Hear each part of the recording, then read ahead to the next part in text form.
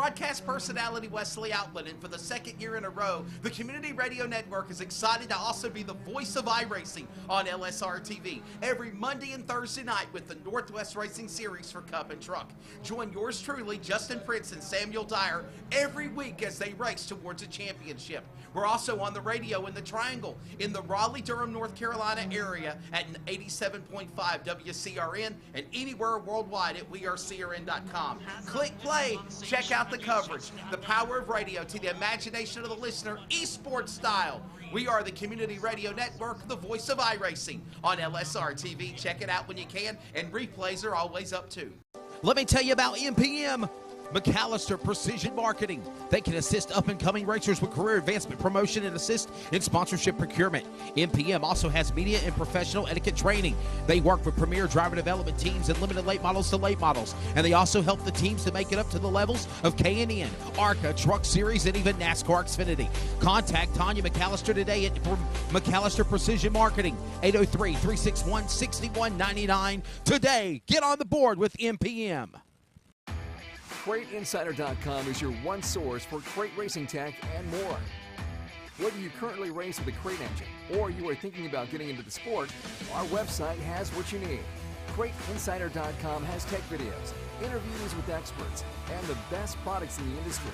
Dyno tested and proven, so we know they are the best products for crate engines. Visit CrateInsider.com today to get on the fast track to victory lane. Get ready for the Rusty Hart Memorial, the 13th edition, presented by Daggett & Schuller Attorney at Law. Wednesday night, June 29th at Caraway Speedway.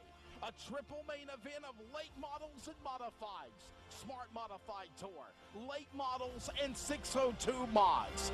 Grandstands open up at 6. Green flag for a triple main event not to miss at 8 p.m. Eastern. Plus, stay tuned after the races for a special 20-minute fireworks show to celebrate our nation's birthday for 4th of July. Celebrate your independence at Caraway Speedway this Wednesday night, June 29th. The Daggett & Schuller Attorney at Law, Rusty Hart Memorial. Track is located in Sophia, North Carolina, just outside of Asheboro. More details at carawayspeedway.com. The Rusty Hart Memorial, be there. This is Finish Line. This episode is an exclusive production solely for the private, non-commercial use of our listening audience. Any publication, reproduction, transmission of the accounts without the express written consent or permission is restricted and prohibited.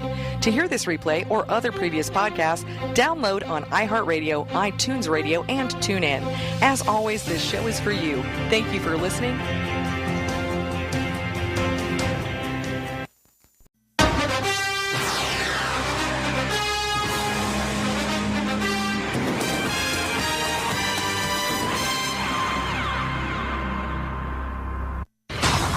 This is Finish Line.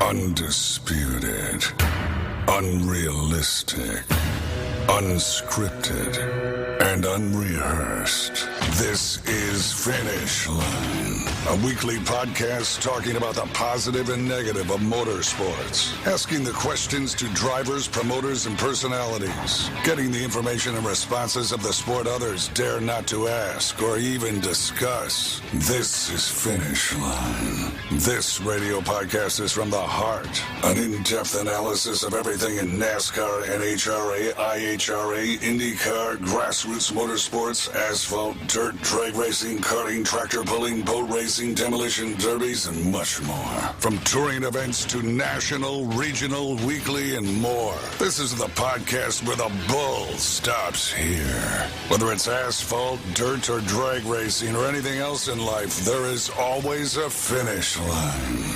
Now, he's a respected veteran broadcaster with over 20-plus years experience calling all forms of sports for public address, TV, and radio. From NASCAR to the grassroots. Please welcome your host, Wesley Outland. This is Finish Line.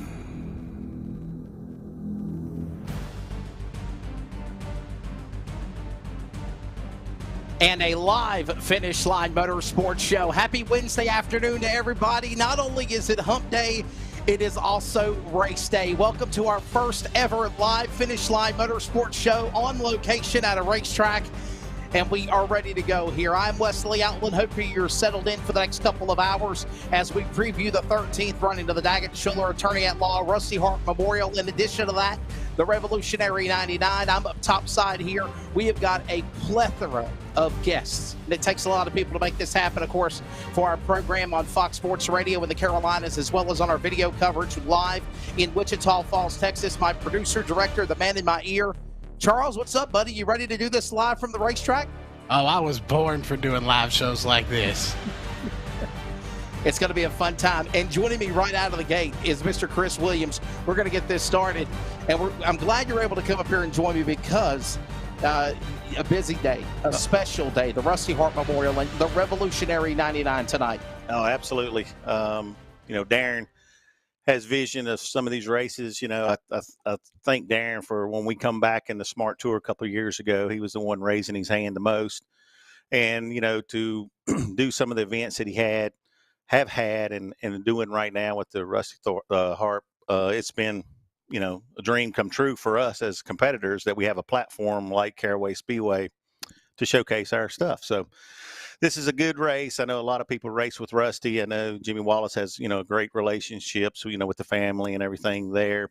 And him, running this race is very important to him, but all the other drivers as well. So, for 30 cars in the middle of the week, when everybody says you're not going to get but 5, it's pretty darn good. You just read my brain, Chris, because I was literally going to say I had a debrief with Eric Britton this morning and looking at the entry list last night that was made official on the Smart Modified Tour social media, 29 30 cars. That is impressive for a Wednesday afternoon event. Well, absolutely. And,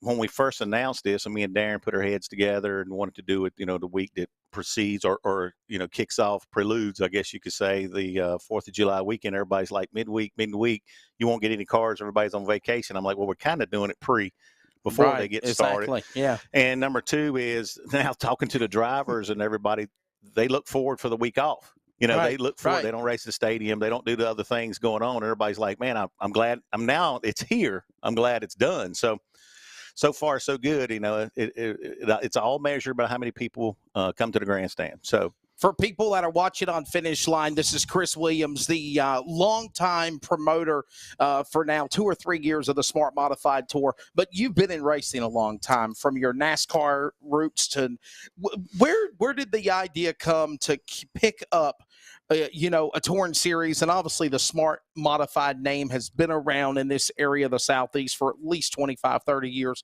Where did the idea come to try to bring this back to life? And now you're in year number 3. Yeah, it didn't come from me. So I was, holding the steering wheel at the stadium doing something that I wanted to do for fun. Yeah.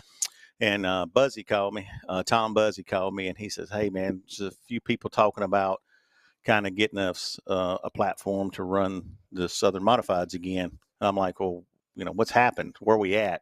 You can go down a history of NASCAR took it over and, then they, schedule, and then the pandemic hit and other people had it. You know what I'm saying? And it's really, you never forget your history, where you come from, but it's like, well, what do we have? What is the opportunity now? Sure. And Tom's like, man, Chris, he said, I worked with you a lot in NASCAR when he was with DW and some other stuff. And he says, Dale Sr., of course, was one of your best friends. And he says, you got a lot of credibility. Just see if you'll just listen to us. So we go over one night to Puddin' Swishers, where they have the holy grail of meetings, right? Right. And we go in there, and basically everybody's talking about, let's try it, let's do it. We're not going to get enough cars. We don't have enough modifieds down south. The tracks, and probably not going to have an open modified show. I mean, it was just everything negative. And I'm like, why? And so I'm in the back of my mind, because of my relationships. Why are y'all so negative? Well, maybe it's because of the past. I don't know. Right. But I didn't really want to get into too much of that. And so I said, I'd give it a try. And I made a few phone calls. Nick at South Boston and I have a great relationship because of my 30-some years of representing, licensing in NASCAR. So I knew Nick on the track. I mean, it was like, I want to do it. Yeah, no problem. I mean, it was that Let's quick, make it happen. and then Motor Mile got leased out by Rusty and Mark Ebert and those guys. And I made one phone call. Sure, not a problem. And I'm like, I thought they said they didn't want to race. And of course, Darren already had his hand raised. What I'm saying? Me, I'm all in. Yeah. And so then I was like, well, it's crazy. What is going on? Right. So, at the end of the day, I've always had a passion for modifieds because in my history, at Martinsville Speedway, my dad and mom live on a racetrack road. I grew up. I mean, I was, at 6 years old. A lot of people don't even know this story. 6 years old, I snuck off and went to the racetrack, and Dorothy, Clay's mama, called my mom and said, "You missing a kid?" And I was on the front seats, kicking my feet, watching the cup cars round and round and round. Mama comes and sits down beside of me. What are you doing? I'm like, watching race cars. So when it's in your blood, it's just in your blood. And that's what I tell people. And Charles, I'll bring you in here as well, bud. I know you're a fan of more dirt than pavement racing, but you love short track racing. But when you just love racing, you love racing. When you're hooked, you're hooked. Doesn't matter. Yeah, it doesn't matter. I remember the first race I went to. Of course, my parents took me. I didn't sneak out. But either way, you still go. I still have. My parents took me to Colonel C's Raceway, which is sadly no longer here, in a black tuxedo, little baby tuxedo, which I still have in my closet to this day. So, yeah, you always remember that first race.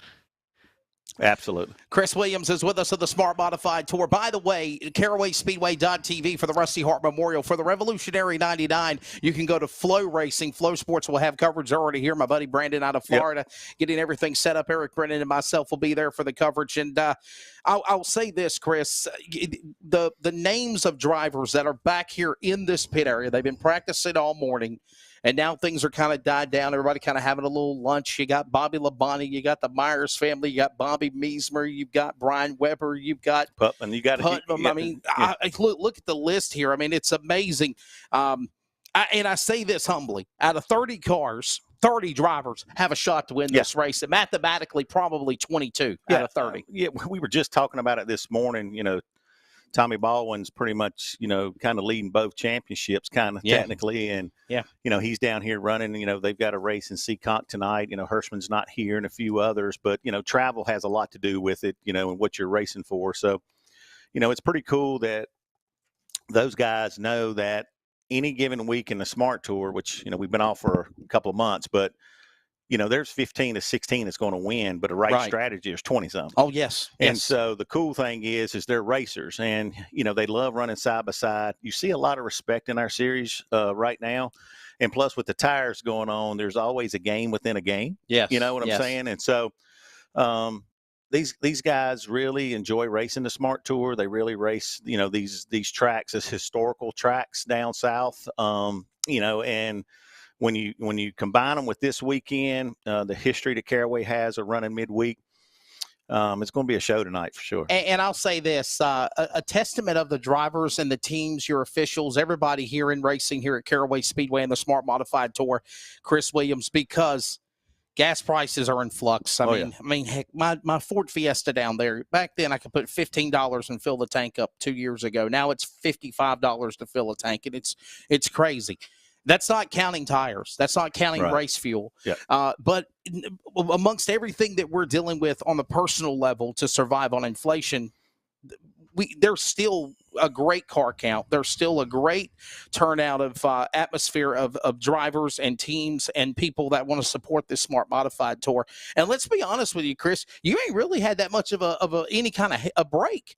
I mean, you came out of the gate with the series, then you had COVID. COVID puts you in a bad flux. Then you come out and now you have the crazy gas prices and fuel and everything else. And then the economy the way it is, but you guys are keep it on. Definitely. Just do what we say we're going to do. I tell that to JB and all of my officials. Just be as credible as you can. You can control 99% of what's going on, but there's certain things that's out of your control, and you got to deal with it. So as me and Earnhardt used to say, it's glass half empty, glass half full. Deal with it, right? That's right. Either you drunk half of it already, or you spilt it, but you got the rest to take in. And so we're just trying to take it all in. And it's been fun. I think we're growing. I mean, I think we took it to a test, to last year's success, to this year's even becoming more success. And if we just keep growing with the continued sponsorships and stuff that we have, I just think we're going to do better. Charles, you got a question for Chris Williams, the president, the man director of the Smart Modified Tour, powered by Pace-O-Matic. We do want to promote Pace-O-Matic as well.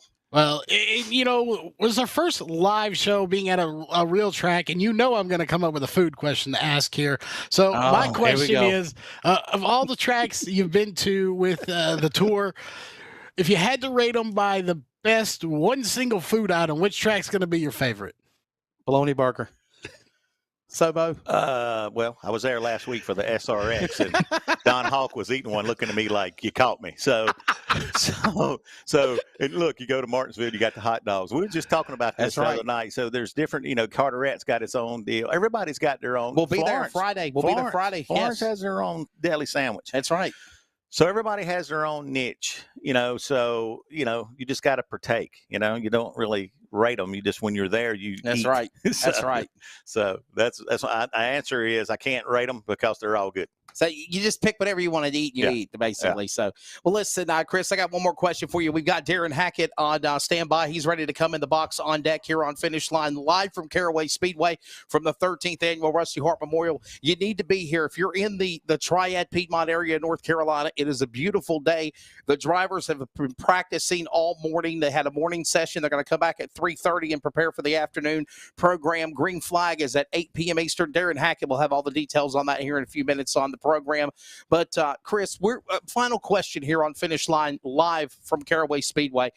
Where do you want to see the Smart Modified Tour go, let's say 2025, 2030? What's the goal for this program, for this series? Our goal is, just to expand from a standpoint of fans, drivers, sponsors, different tracks. We love going to different tracks. We've introduced every year we've introduced more tracks. Sure. We like doing that. Giving the drivers a platform, to be honest with you, where they spend a little bit less money. So I'm not saying they make money, because you don't make money in racing. No, I mean, and maybe in a cup level you do, but right. Everywhere else is a little bit more difficult. But, I would love to see something kind of in the future of a TV mixed with it all, to be honest with you, just because when you get 30 cars on the racetrack, and we've talked about this all year, there's been some amazing stuff happening from 20th to 25th, from 12th to 15th, and you're not catching it all. If you're not here at the racetrack, you're not really catching it all unless you as commentators bring it up, right? That's right. And if you're watching this going on, and it's kind of hard to go from this angle to another angle, and of course, when you're doing television, you call what's on the monitor. 100%. And so I think that we've got to get a little bit better from a standpoint of letting the people see it, and when they see it in person, it's something totally different. And number two is when you get to TV, everybody wins, right? The track wins, because if you push TV, then the tracks, can't pay purses and other things because they're not bringing the money in. So you got to, that's right. You got to share the wealth. And the most important thing is to have them butts in the seats. 100%. And with the amount of people, and I'm talking to some other individuals about driving with us, and kids driving with us that even all of us know. And I think that that's going to be something down in the future that they'll tip in with us a little bit. But I'm not going to do national level, just because of the grassroots of where we're at, and the people that are our main core of 20 groups. Sure. It's kind of difficult for them to travel far unless they have the money. And right now, let's be honest, every household's struggling a little bit. Every gas prices, food prices, availability of stuff that you even want to get fixed around the house. It's no different than a race car. If you wreck a race car right now, you're not so sure you're going to get it fixed for the next week. That's right. And, I go over to the stadium and watch those guys, and Chris Fleming had the bad wreck 2 weeks ago. And I mean, he don't even have the same front end, the same, arms on both sides of the car, because you can't find them. Sure. And so it's hitting everybody. So, the future of the Smart Tour is strong. We're only as good as the racetracks and the drivers that put it on. I mean, let's be honest with you. It's about them, right? Certainly. It's about, the event, as Darren and those guys are putting on, and all the ones that we go to. And, if we can keep them healthy, then the sport will be healthy. And if we can keep the drivers healthy and in a race car where they can afford it, then we'll all be good. Definitely. Well, Chris, thank you so much for your time, Appreciate buddy. it. Ladies and gentlemen, that's Chris Williams of the Smart Modified Tour. We're going to let him step away real quickly here live on the Finish Line Motorsports Show. And joining us now will be Mr. Darren Hackett joining us on the program. Coming up, drivers including Ross Boo Boo Dalton, Zach Lightfoot in from Smithfield, Virginia. Mr. Heath Causey is planned. We're also getting Mr. Coy Beard to join us on the program. And, of course, the modified drivers, including Burton Jason Myers, Jason Poole, Jeremy Gerstner, all on the way. And this is the man that operates the facility here where our Finish Line Motorsports live show is on location at Caraway Speedway. Mr. Darren Hackett. Darren, we've had you on Finish Line before, but you're in the COVID confines of your office, and I'm in the real production studio. Thank you for letting us set up here. It looks pretty good the way we finally got everything set up here. So, and by the way, Darren said, Wesley, I got to give you credit. This is the fastest I've ever seen you pull up at my racetrack. I give you a hard time. You do, man. Hey, this is a special event for you, though, the Rusty Hart Memorial. And let's be honest, you have so many special races here at Caraway Speedway, but there's something special about the Summer Late Model Classic of the South tonight. Well, I brought something here with me. It's a program from 1999. Okay. That has some pictures and all. But, I'm a person that believes that you have to know where you come from and know where you're going. Certainly. Yes, sir. And the history behind things and stuff like that. And this particular show started in 1972. The founder, the builder of the Speedway, Bub Moody, which is still living today, 80-some years old.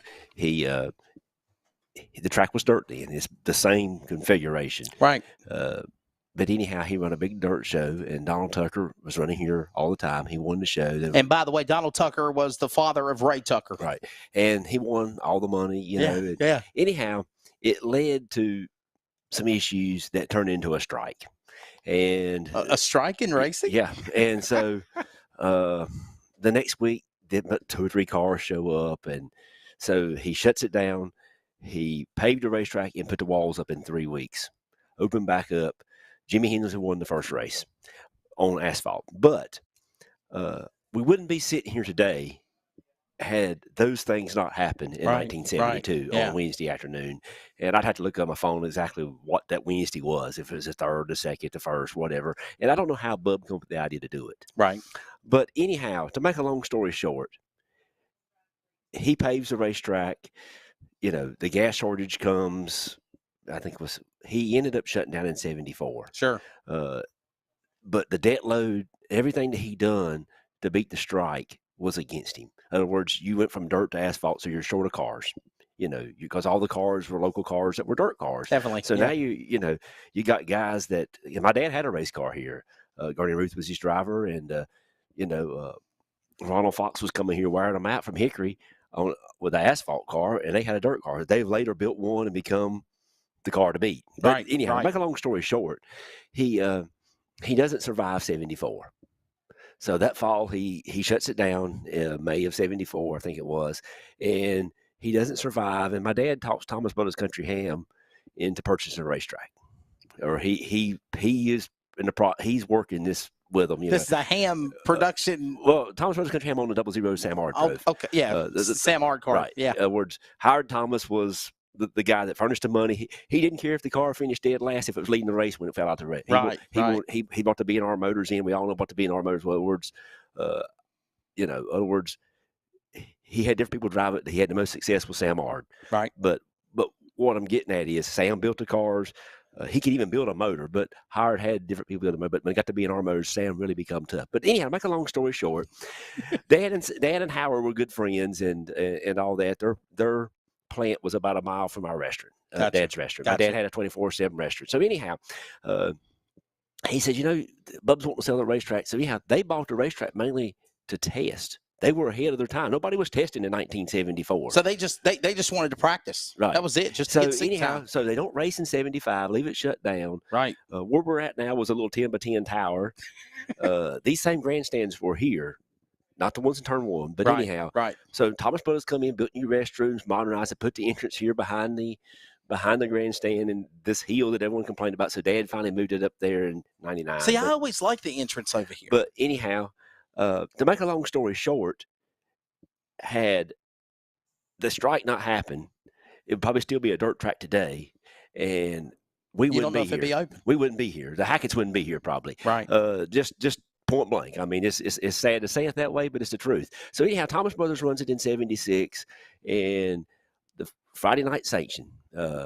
And the first race, they said everybody was here. 30 late model sportsmen was here, and it rained buckets.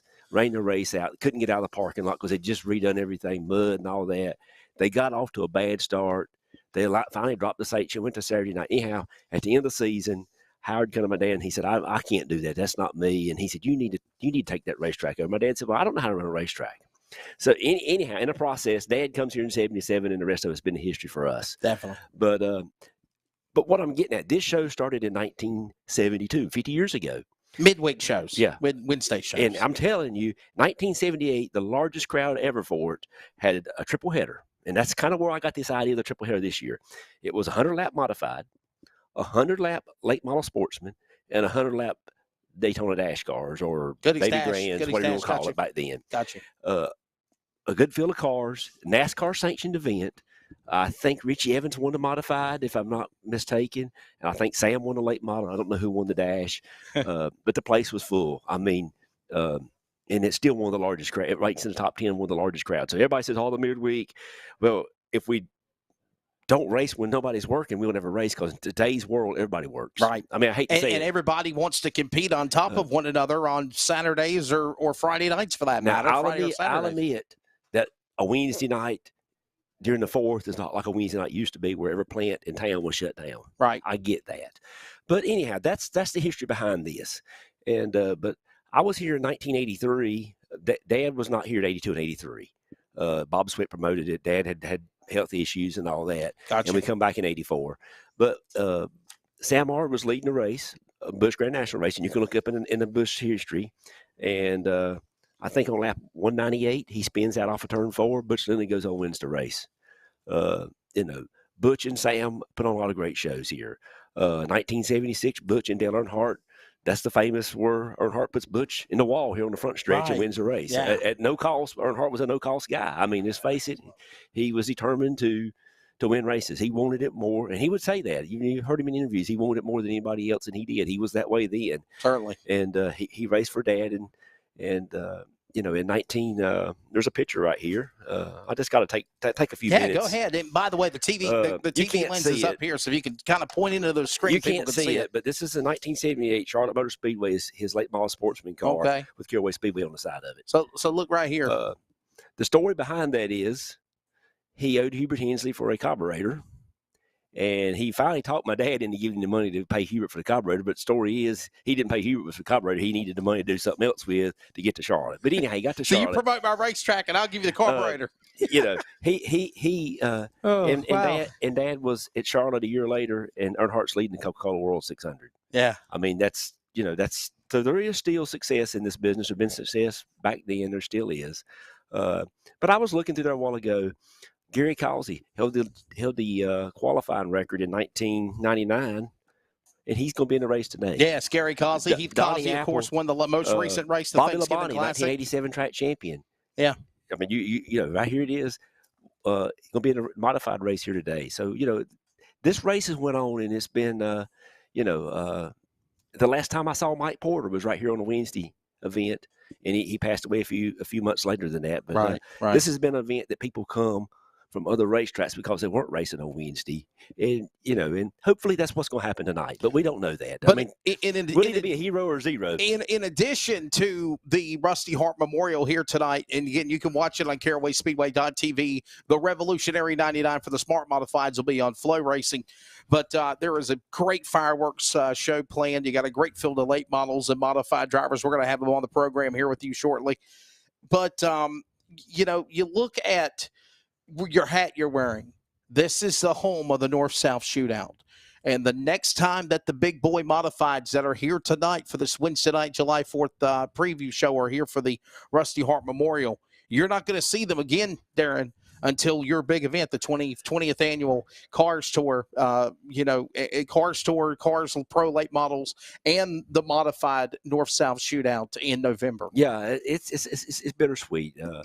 you know, I really love modified racing. Not going to get to see them this fall till November. And, you know, but they put on a good show here. You're going to see a good show here today. I promise you, the fans going to leave here with a show of the ages, so to speak, with the modifieds, 18 late models, a good field of 602 limits, a good professional fireworks show going on afterwards. Yeah, about 20-minute fireworks show we got planned. You know, so I'm telling you, I think this is going to be a show that will go down in the books as one of those special Wednesday night shows. And like I say, I think there's been about 44 of them in the past 50 years, or tonight will make the 44th one. Certainly. I think. But I'd have to go back and really study it exactly. I'm the one that quit doing it. I think 2015, it just bombed out, and I said, Wednesday's not working anymore. Yeah, and because it used to be a 200 lapper for the late model. Well, stock. it was a 300 lapper. 300 lapper at one time. Yeah. Well, one year he done a 400 lapper, 10,000 to win, and then he done some 300 lappers at 5,000 to win. I tell my dad, I said, "You're one of the guys that messed up late model," or I used to tell him that. I can't tell him anymore. I said, "You're one of the guys that messed up late model stock. You're the first guy to pay the big money that ruined it." And he scared everybody and put too much money in everybody's pocket. Well, he was the first guy to do a 200 lapper, paying 2,000 to win. Well, you know how promoters are. This one's got to top this one. That's right. And him and Mason Day got into a punching bag, so to speak, who was going to pay the most money. And then he done the 10,000 to win in 91. And then they started doing the 10,000 to win. And it escalated the cost of late model stock racing. Yeah. Which we were going in that time frame that all racing was headed for the moon. And, you know, and since 2000 it's really been tough. And I was talking to, I'm not going to say who, but I was talking to a partner up north today that's involved with racetracks up there and all, and or not today, but Monday night, and they had the same issues we have here. Right. And right. You know, he told me, he said, we're working harder now than we've ever worked. And I said, believe me, I know. I said, you know, it's really tough. It seems like that, you know. And the guy called me. A guy texted me yesterday, and he says, "Hope you have a home run this weekend." I said, I don't want a home run. Just get me to second base. Don't be greedy. Just get me to second base. That's right. And that's, you know, I've always tried to take, and I've really got a good team of people right now. I started assembling this team when I took full control in 2020, and I think I've got a pretty good team there. And I'll make a comment every once in a while. I say, that's a bunch of misfits who are doing a pretty good job. Because everybody's a misfit somewhere, but when you get a person in the right place, they're not a misfit. Team. Right. It's a team of everybody, definitely. But and you have people in place, and when you know what their title is and what their genius is, you see their genius appear with everything that they can do. And for sure, Randy and I, you know, we talk every day, and which when I did get Renee to hire Randy, and it just never did work right. Right. But you can ask Doug. I told Doug one time, I said, if I could get Randy back on board and we could just have half the success that he and my dad had, we'd be doing pretty good. Sure. And you know, he's part of the team, and yeah, he don't always agree with me. I don't always agree with him, but you know, we bounce ideas off. He's been around a long time. I'm starting to be around a long time too now, but hey, you know, but you have your son. You know, Preston just recently graduated from high school, but he helps you out here at the racetrack on numerous occasions. Your daughter, Victoria, and I think that's really cool to see. You know, normally they would be off. You know, some kids don't even want to have any involvement in what mommies or daddies are doing, and you got your kids right here helping you at the racetrack and helping you and Tina. Well, I don't want to do them what my dad done to me. He left it behind for me to do. But, right, yeah. And I hate to say it like that, but it's tough. And you know, he went to work. He's went to work for a plumber. I really thought that he would be an attorney. He had that knowledge, and he was very smart at school. With the pandemic coming, he started hanging out with me and farming and racing and paving and doing all the things I do outdoors. And he got to where he didn't like school. He liked being outdoors. And Gotcha. He's going to welding school, and I told him, I said, Preston, you got to do some stuff to get you. If you want to do outdoor work, you need to get you some license. So he's working for a plumbing electrical company and hoping to get plumbing electrical license, heat and air license. I said, you got to get your CDLs. You got to get this. I said, you got to have license for everything you do in today's world. So I said, you're young enough to throw your life away. And I don't mean it like it sounds. Right. At 52 years old, I can't go to work for a plumber. Now listen, get my license. if you don't have the schooling and the background and that education and degrees and diplomas on the wall, you in this day and age, you've got a tough road to hoe. Yeah, I went to college. I graduated high school in '87 at UNC Charlotte '91. I'm a biology major. Got 49. Really? Yeah. But I never would have thought that. I want to be a doctor. Really? Okay. But by the time I got done with 4 years, I was done. I went to summer. I had to go to That's summer. a scary name, Dr. Hackett. I had to go to summer Is that school. right? I had to go to summer school one year. I think it was '89, and a tornado come through here, and the grandstand was out in the racetrack and all this Oh, year wow. on a Friday evening, and we put it all together in 1 week and was racing back. The tower was leaning, the concession. So anyhow, I would come over here. This tower? No. Okay, I was about to say it was, we're on stilts, so every time somebody runs up these stairs, they vibrate, and we hear a lot of. I would lay out of school. I laid out of school that whole week. I got you. But the help would go to work.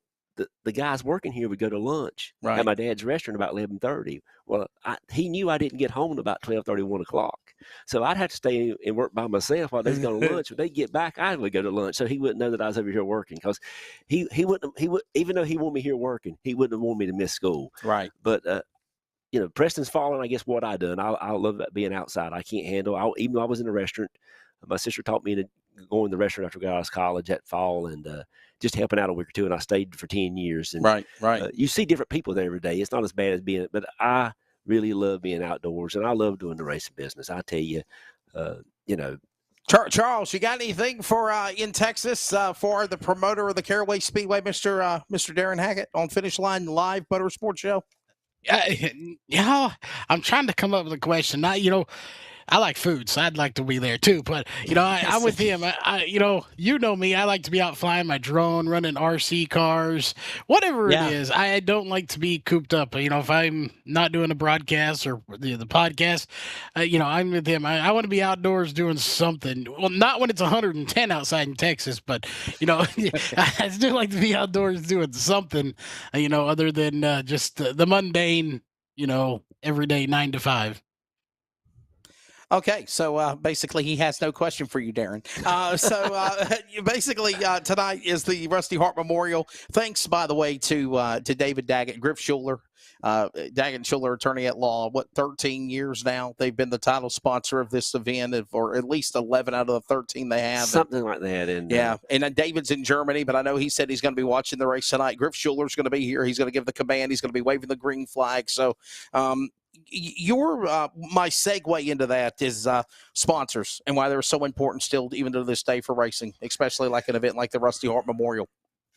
We have improved the sponsor packages. You can see the billboards and things of that nature. They're very important. I say we're like a circle, or a piece of pie, and the racetrack's got to have a cut. The fans got to have a cut. The racers got to have a cut. Everybody has to kind of be happy. If the circle's broken, it's in trouble. Yeah. And, but I take a little different approach than a lot of people, and I just can't help it. I don't want to take a sponsor from a racer. Right. Because that racer needs that money to get here or wherever he's going to race that weekend. So I'm not one that tries to go after a racer sponsors. If they come to me, I'm going to take it. But we do. I mean, you got some that are willing to do both, but I don't want to be known as the guy that took away a racer sponsor. But we do get out work, get sponsors, because it helps. When I figure an event, I do not figure a sponsor in that event to make it work. Sure. But I need that sponsor money if you got it to do other things with, whether promote the event, invest in the facility, to bring other events in, whatever. In other words, the sponsor money is used. Yeah. But it not when I figure what I need to make an event break even, because that's how I promote a racetrack. I'm a very numbers person.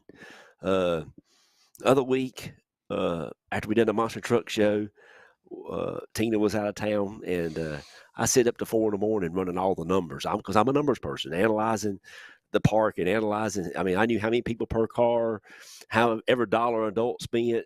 That's what I do. Right. And so that's how I figured. So the sponsor is a bonus, is how I promote a racetrack. A sponsor is a bonus to give me opportunities, maybe to add a different event that pays more money or something like that. So I take a different approach than some people do, but a sponsor is very important to me. They're extremely important to a racer, because racing is very expensive, and without some help from somewhere, you're not going to be able to do it. Final thing here, and Devin Stewart's on the way. Jason Poole, Jeremy Gerstner, Jason and Burt Myers, Boo Boo Dalton, just some of the drivers we have lined up here on Finish Line Live from Caraway Speedway from the Rusty Hart Memorial. Remember, green flag at 8 p.m. Eastern Time, CarawaySpeedway.tv, and the modified for the smart modified coverage on Flow Racing. But again, if you could be here, this is the promoter, this is the boss man here. We want to see those grandstands filled. And I got a feeling, Darren, I've always said this, Caraway Speedway just provides awesome modified racing. It really does. I mean, there's sometimes you go to tracks that have the modifieds, and they're a novelty. They're exciting to watch. They're mystique. They're fun. But there's sometimes some dull races. But this place provides some excitement. There was a modified division here when it was dirt, but modifieds has been part of the asphalt side of it, especially outside the stadium season, ever since 1972. Wow.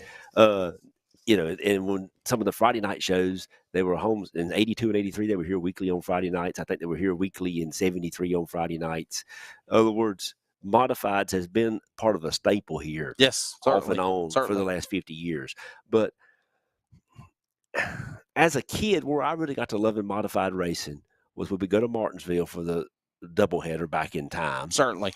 And we had the scanner, and I would listen to MRN more than I would listen to drivers and things of that nature. Sure. And hear Mike Joy, because Mike really knew, especially the northern teams. He had a lot of knowledge about them and things of that nature. And I just got to liking it. And the more I see them modified, the better I like it. And nothing I love any better than a modified race. Don't get me wrong. A couple of weeks ago when Donnie Apple won the late model stock, that was special. That was special to me because he started here when I was a kid racing for my dad. Yeah.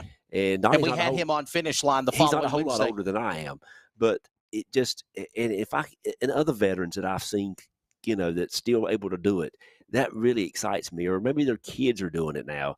Like Brad Brinkley when his son wins, that really Blake Brinkley to see, or when Bryson wins in the last Bandits, to see that they're carrying on. Yeah. That we're not dying, we're still going forward. That's the things that I like to see, and I really enjoy it. I mean, I used to tell my dad, I said, you and I are a pretty good team together, but I don't know how good we'd be apart. And he said, oh, you'll be all right. You'll be all right. But I've always told people I'm a better hot dog salesman than I am a promoter, because that's what I always done. When he was Keep talking about food. You're gonna get Charles excited in Texas. When okay, he was he here, loves food. I'm telling you.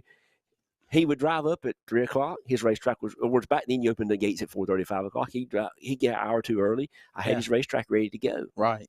And on race day, food, maintenance, that was my department. I'll never forget. We used to, enduros was a big thing here for 25 years. And my dad hated enduros as far as the mess they would make. We would fill the place up, make money. I mean, the truth. And he would come down there about 11:30, 12 o'clock at night. We'd be there starting the cleanup process, and they've tore my racetrack up. And this, I said, go on home, count the money. It'll be ready to go. I'll clean it up. It'll be ready to go when you get here tomorrow. Right. He'd come in the next evening about 3 o'clock. Boy, we had a good night last night. Place sure does look good, but because he wanted a good looking racetrack, and he, and things of that nature. But I was always the guy that had it ready for him. Sure. And and I haven't got Preston to that level yet. Well, listen, he hasn't even helped me this week. I was about to say, where's he at? You can follow everything at CarawaySpeedway.com, CarawaySpeedway.tv. If you're coming into the Rusty Hart Memorial this afternoon, get you one of these pamphlets here. I think these are awesome, not only for me to keep up with my itinerary and my schedule, but for everyone else too as well. And I will say this in closing one more time, Darren.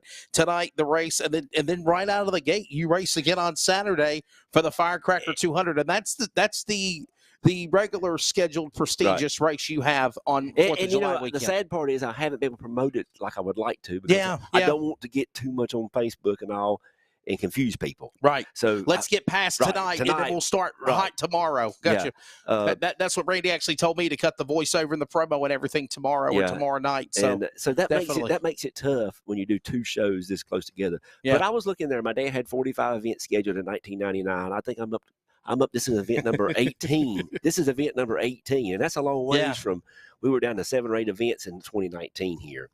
My goal is to do 100 events, Wesley. 100 events in 1 year. In 1 year? That's my goal. Wow. And I'm running out of time because I'm 52 years old, and I know that I can't keep doing this forever.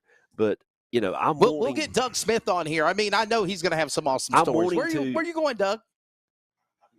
Come on back when you're done. I'm wanting coming up when you're done, Doug, to get to where we can do more winter stuff and all that, and get to 100 events a year. That's my goal before I leave here. Could you see the track making it, doing winter shows and doing? Well, you can't just do it. You can't, like right well, now. You can't just do races. Right. Though. You do monster trucks. You've done 336 meets. Yeah. I think that's a big thing Yeah. you do. You got a big event called the Carolina Grudge Pullers coming up on July 9th next Saturday, and that's a big show. You've got grudge I've got cars a lot of things here. in my, twirling up here in my head. They always said we can't. They'd ask me a question. Well, I got it. Number. Somebody said, "Well, I got it in my head, but it don't do any good if it's not on paper for us." But I really want to be able to do 100 events before I quit. Wow. And like I said, I'm running out of time because I'm 52 years old, and I know that I'm the second longest running promoter now.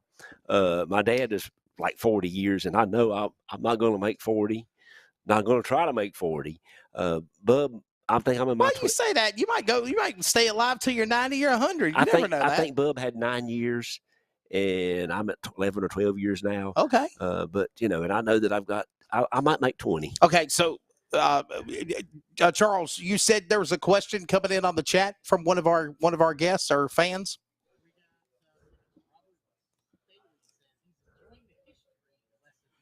Oh yes.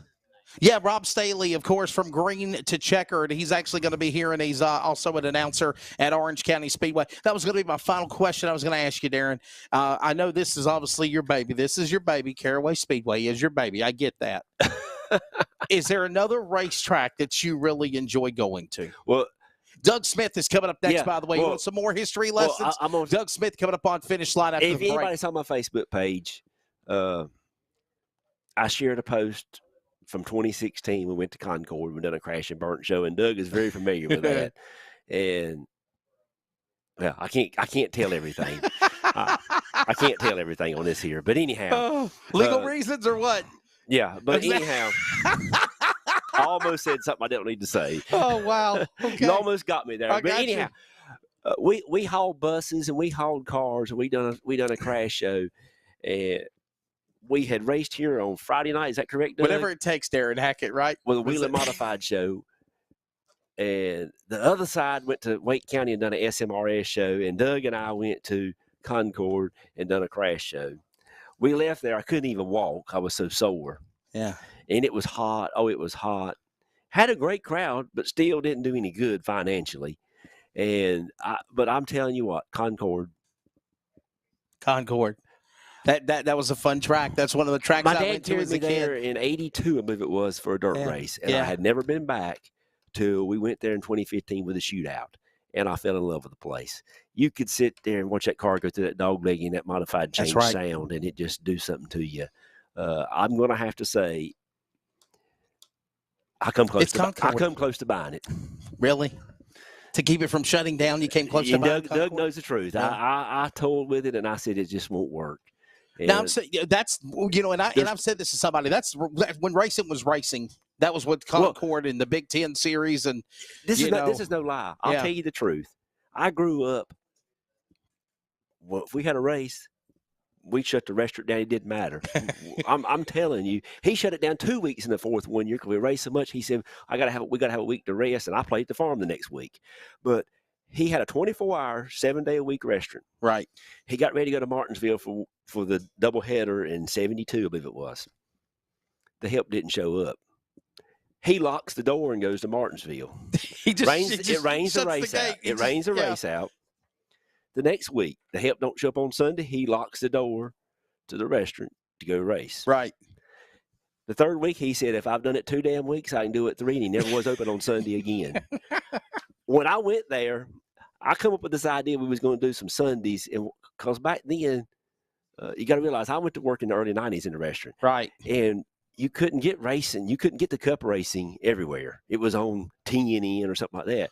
So we got my sister and I got doing a few Sunday shows. Well, we be open for lunch and watch the race and all. Because some people would come by, and all that. And he more or less just told us, he said, I've been for 20 some years without being open on Sunday. We're not going to do it. Well, she and I done it for a Sunday or two, and he finally made us quit. But that's how this family, the Hackett family, was. If Oh, when it got wow. time to go racing, everything else stopped. My grandpa was a dairy farmer, and that's, I guess, where I love farming. And people will tell you I'm just like my grandpa. Right. But anyhow, I mean, really, if I would show you a picture of my grandpa and a picture of me, Spitting image. yes, you wouldn't Gotcha. believe it. But anyhow, Gotcha. he, racing was what we do. Right. Farming's what he done. He called me up. You can't make farming wait. It's got to go. But now, if it come on a race day, it didn't go. Racing was number one with Dad and I. But you do farming now, too. I do. I see your Facebook and stuff. If it gets hay time, Yeah. it won't matter if I'm going to pave or whatever. Farming's number one, but now racing is still number one over everything else. That's even though I do other stuff to make a living, anybody that knows me knows that it don't matter what it is. Racing's number one. Racing's number one over family, I guess. Well, I mean, I hate to say it like that, but it's the truth. Darren Hackett, I appreciate it. What was going to be a probably 50-minute interview tops has become probably 35 Well, you don't have anybody minutes. Doug coming along behind you. So. Yeah, we got Doug For a Smith while, on the way. 'cause We're going to those get Devin drivers- Stewart back in Those here. drivers that you got, they're still buying tires. They don't want to come up here yet. They'll be coming. Once they get their tires, you see tire selection going on down there right now. You see that's what's going on. There's the holdup of why we don't have the drivers. Can I tell you something? And Yes. it's the truth. My dad always You can told be me. on here all day long. I don't care. My dad was, I think, and I'm saying this because my dad is my dad. My dad was a smart promoter, right. and I told him one time. I said, I'll never be as good as you. He said, you don't have to understand the race car. If you can count the money, you can hire somebody to look after the race, to promote and to get the word out there. But anyhow, he said there's three things that make a race car run: weight, tires, and carburetor. Right. And it is a lot of truth to that. And that's what they're buying right now. Them tires is no different than buying your shoes. Yeah. We like a good pair of shoes. We want to have good shoes. So that's the same thing, because them tires are one of the most important things. What'd you say, Charles? I went to Mexico one time on a trip and actually bought a pair of sandals in Mexico that were, the bottoms of them were actually made from an old Goodyear tire. Oh my goodness! But if you don't get the right tire combination, wow. you're not going to run up front. So the Right. tires is the most important thing. So you can't blame them for dusting you off, Wesley. For a set of I tires. understand that. We'll have to try to at least get them somehow, some way up here. But I do see them with tire selection is going on, so that's what's happening there. So give them away a free tire. Is that what you said? That wouldn't matter. They don't want to come see you. Well, Darren, hey, listen, you've got Firecracker 200. You've got Crash and Hackett Side of Destruction. You mentioned that a few moments ago. That's one of your favorite things you love to do. And then, of course, the 50th anniversary night. And that's also when you do the Wall of Fame. Whenever it's the Hall of Fame induction ceremony of a great list of drivers, there's people that are on, and just like the NASCAR Hall of Fame, there's people that actually choose nominees, and then you make the decisions of who the inductees are. Normally, it's 4 or 5 of them. We got 5 great people going in this year. But we don't have to unveil it yet. It's some great people. Gotcha. And it's I think there's actually only 2 drivers that's really going in. That's 100% drivers. Right. Gotcha. They are car owners too now, but there is some good crew chiefs and car owners going in this time. And somehow we've got to step back. We kind of got off of. We were trying to do one from the dirt era, somebody from the racetrack, some car owner, crew chief, and then 2 other drivers. And we've kind of got off and missing the racetrack people. And there's some people that need to go on from the racetrack, like Philip Beck, Betty and Andy Winfrey. I mean, I can name some more people, but there's some people that need to get on there from the racetrack side of it. And we've got to get back to that point. But, when you get to looking and you get this list in front of you and you say, well, this guy here, he's 85 years old. We need to get him on there now. And that plays a part in my heart. Certainly. I mean, so, you say, because it don't do any good to put a guy, well, I shouldn't say it don't do any good, but for him to enjoy it and appreciate what he accomplished, he needs to be here live, so to speak. So certainly. That's what we try to make sure we're going back and getting some of those guys that are at the later stages. And because so they can still get, and you saw that last year with some of the guys. Yeah, that was special. If it wasn't for them, we wouldn't be here today. That's right. Darren Hackett, thank you so much, man. We appreciate it. Hang tight real quickly before you walk off set. We're going to take a quick commercial break. When we come back, Doug Smith and more on the way. Live from Caraway Speedway, the Finish Line Live Motorsports Show. We're back in a moment. Fox Sports Radio, affiliates across the Carolinas, Community Radio Network, iHeartRadio, and, of course, thanks to LSR Productions video feed on YouTube and Facebook. We're back from Asheboro in just a moment. Hey, it's broadcast personality Wesley Outland, and for the second year in a row, the Community Radio Network is excited to also be the voice of iRacing on LSRTV every Monday and Thursday night with the Northwest Racing Series for Cup and Truck. Join yours truly, Justin Prince and Samuel Dyer, every week as they race towards a championship. We're also on the radio in the Triangle in the Raleigh-Durham, North Carolina area at 87.5 WCRN and anywhere worldwide at wearecrn.com. Click play, check out the coverage, the power of radio to the imagination of the listener, esports style. We are the Community Radio Network, the voice of iRacing on LSR-TV. Check it out when you can, and replays are always up too. Let me tell you about MPM. McAllister Precision Marketing. They can assist up-and-coming racers with career advancement, promotion, and assist in sponsorship procurement. MPM also has media and professional etiquette training. They work with premier driver development teams and limited late models to late models. And they also help the teams to make it up to the levels of K&N, ARCA, Truck Series, and even NASCAR Xfinity. Contact Tanya McAllister today at McAllister Precision Marketing, 803-361-6199. Today, get on the board with MPM. CrateInsider.com is your one source for crate racing tech and more. Whether you currently race with a crate engine or you are thinking about getting into the sport, our website has what you need. CrateInsider.com has tech videos, interviews with experts, and the best products in the industry. Dyno tested and proven, so we know they're the best products for crate engines. Visit CrateInsider.com today to get on the fast track to victory lane.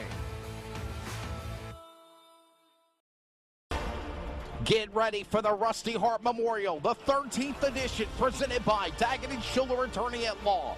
Wednesday night, June 29th at Caraway Speedway.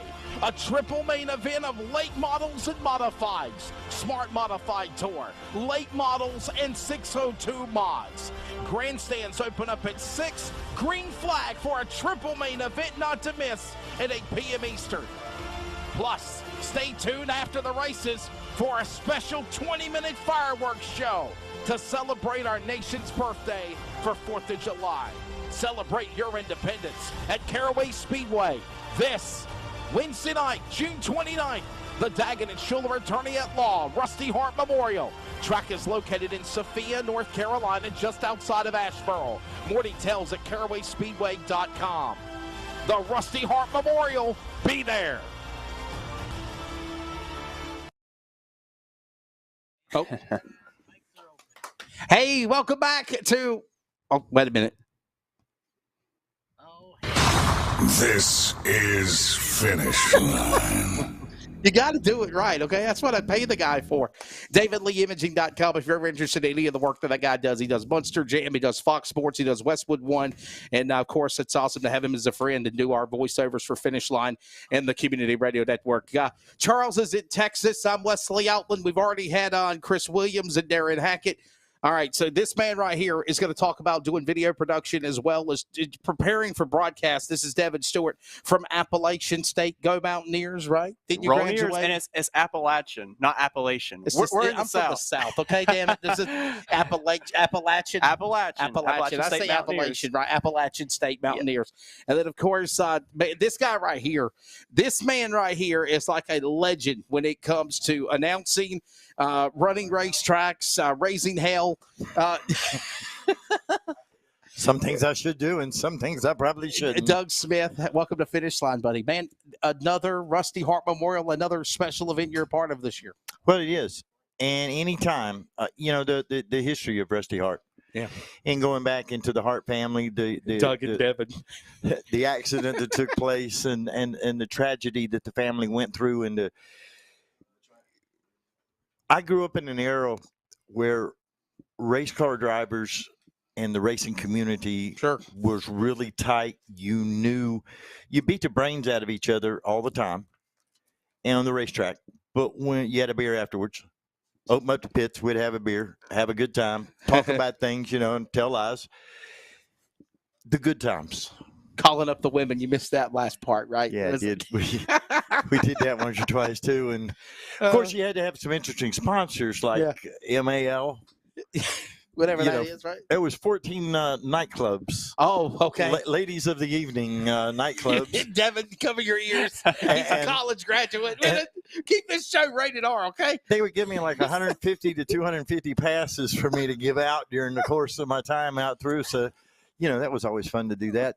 But no, I grew up in an era where racing in the community was really close, and to see what Rusty Harp, to see what the Harp family, to see what it has grown from its inception to where we are tonight with what's taking place. And, I know y'all talked about we have a wonderful field of cars. Man, what a field. That are going to be here. This is going to be totally exciting for everyone, all the way from my position as the race director all the way down to the guys that are going to be doing things on the field, on actually the racetrack. Yes. And then the guys that are going to be putting on the show, and that, of course, is the racers. Definitely. And this guy right here is, of course, the man that is behind the camera. You'll be part of the Caraway Speedway TV broadcast. Now, he has done a little bit of announcing, but he's more of on the production side of things. What do you look at? What is when you're hearing me, Loudmouth Wesley, Eric Brennan, Alan Todd, whoever in the booth, what are you looking at whenever you're videoing what we're calling? Yeah, so you always want to find that action. So, if the leader's out front, he's got, let's say, a 2-second lead on second place. You don't want to follow the leader. You want to follow those battles throughout the field.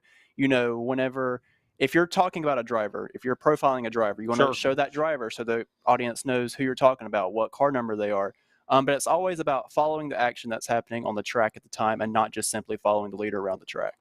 By the way, Dave Hammond says, guys, great show. Enjoying it. And first time, I haven't been here to the racetrack in a long time. Used to live like right out the door from Caraway Speedway. So, Doug, you have got, obviously, you smiled over there in the background when Darren Hackett said Concord. The Concord's a special place to you. That's where I first met you at. It's always going to be a special place. I sat in the booth for 21 years. Yeah. Had the best seat in the house. Had Pat Patterson did an interview with me, and it was really, we were looking at Bill Cannell over at Charlotte Motor Speedway, me at Concord, and then we had the guys from Metrolina. And it was kind of looking at the different levels that you have. Sure. And I kind of looked and I said to Pat, I said, it's kind of this. If cup racing and stuff is the major leagues, then I'm in the AAA, and I'm having a great time because I'm seeing the best racers that you could ever want to see come through. And that's when racers stayed until they were 29 or they were 30. They built a following. They actually had fans in the grandstand instead of 14-year-olds coming along and staying a year somewhere and never building a fan base and never having anything. So definitely, for me, I got to live it in the highlight of when I think racing was in its glory years. Darren was talking about some of the stories, and I mean, it's just awesome to. Oh yeah. And I tell people this: to learn where racing is today, you got to go back to your history. You do. You got to go back to your history, and I think that's a lot of problem that's wrong with the world today. They took social studies out of school. And that takes the history of where we are in our world today to where things are today and the way that people is seeing the world as it is. The same thing can be said about racing history. There were annals of moments and stories, Devin Stewart, that have happened in the course of 5, 6, 7 decades, however old Doug Smith is or Darren Hackett or whoever else. we got Santa Claus, Randy Myers coming up soon. But those moments is why we do what we do, why we love what we do, while these drivers like Jeremy Gerstner, Jason Poole on the way. Is Jason? So we picked the what else? It's 3:40. They changed it now? Did they change it? Did they change it? It's 3:40. Okay. But they stuck us right here for finish line in the middle of tire selection. I wish we would have known that. So, I want to get back to something that you said kind of with Devin. Yeah. It's a story. Well, the history of the stories, and you think about it as a soap opera. And I've always referred to it as soap opera. These are the days of our lives. What we're actually doing is telling a story. Yeah. And we're doing it with the race cars that are on the track. So Devin, with being able to shoot the pictures and to match up with what the announcers are doing and vice versa. Yeah. As you see it come through where he is going, you also want to go back and talk about maybe some things in the field. So it works together so that we can tell a story. And I think that's what makes announcers and stuff great, is when you can tell a story. Definitely. I believe that's what it's all about, Devin, telling a story, right? Yeah, that's the whole essence of broadcasting. You're wanting to tell a story. Or making one up, as our producer just said. Yeah. Yeah. Well, so when there's not much going on, that you got to do that. But hey, and that's when you really got to know how good you are. Whenever there's something going on and there's nothing going on, and you can make it exciting, that's whenever it's really important to know that you're doing a really good job there, Doug. That's what pays the bills. That's right. I mean, there's been times I've called some snoozers, and you thought it was the most exciting thing you ever saw in your life. So definitely. Yeah. Devin, this racetrack, man, what made you decide to get involved in coming here to Caraway Speedway and being on an internship for the track? Yeah, so I'm from this area. I'm from High Point, North Carolina, which is about 30 minutes up the road from here, Asheboro. But it's a great place to start. It's a local track, puts on great show. Nice facility. The track produces great racing, and it's somewhere to start. And, a lot of these drivers that you see today, Kyle Larson's, all the big name Cup drivers, they started somewhere small, like right here in Sophia, North Carolina. So you got to get your feet wet somewhere, and this is where I wanted to start. Sophia, just outside of Asheboro. We're with Doug Smith here to my right, your left of the broadcast, and, of course, to the left, my right is, of course, hang on a second. I think I got Devin. it backwards. I got it backwards, right? We just got it backwards. The guy in the yellow shirt is Doug Smith. The guy in the white shirt is Devin Stewart. Okay, we got that all out of the way. Here's how old I am. Okay, I'm going to tell you how old it is. This particular shirt. That's from back in the 99, ain't it? This 99? is the very first shirt employees wore that we were given for the dirt track whenever they were introducing the dirt track. This was the very first shirt. That was what, 99, 2000, wasn't it? 99, 2000. Say it softly when you say it, so it doesn't. I don't sound so damn old. 2000. I don't want to sound so old. Hey, Doug, I wasn't born yet. You're respected there for what you've done, though, in the industry. I'm not calling you old by no means of the imagination. You're a legend, veteran. He's seasoned. You're seasoned veteran in your own time, Doug. In my own mind, you're right. Hey, Doug. You know that we've done stuff with SMI in Bristol, Atlanta, Charlotte. I know you have as well. We lost Bruton Smith. Absolutely. Last Wednesday, and truly an amazing man. 95 years old. He had a great life. One of the patriarchs and one of the guys that NASCAR and the sport of racing would not be where it's at, or the entertainment that you would see for pre-race shows be where it is if it wasn't for somebody like him. Well, it is, and I got to participate in a lot of those shows that were a little bit crazy and took place, like actually being on the jump while a motorcycle was going over my head and everything else. So those were some of the lovely things that H.A. Humphrey Wheeler. And my greatest memory and fondness would be that every night before the summer shootout, whenever we were on track, we would always do our opening ceremonies. And the proper language that we were taught to use is on behalf of O. Bruton Smith and H.A. Humphrey Wheeler.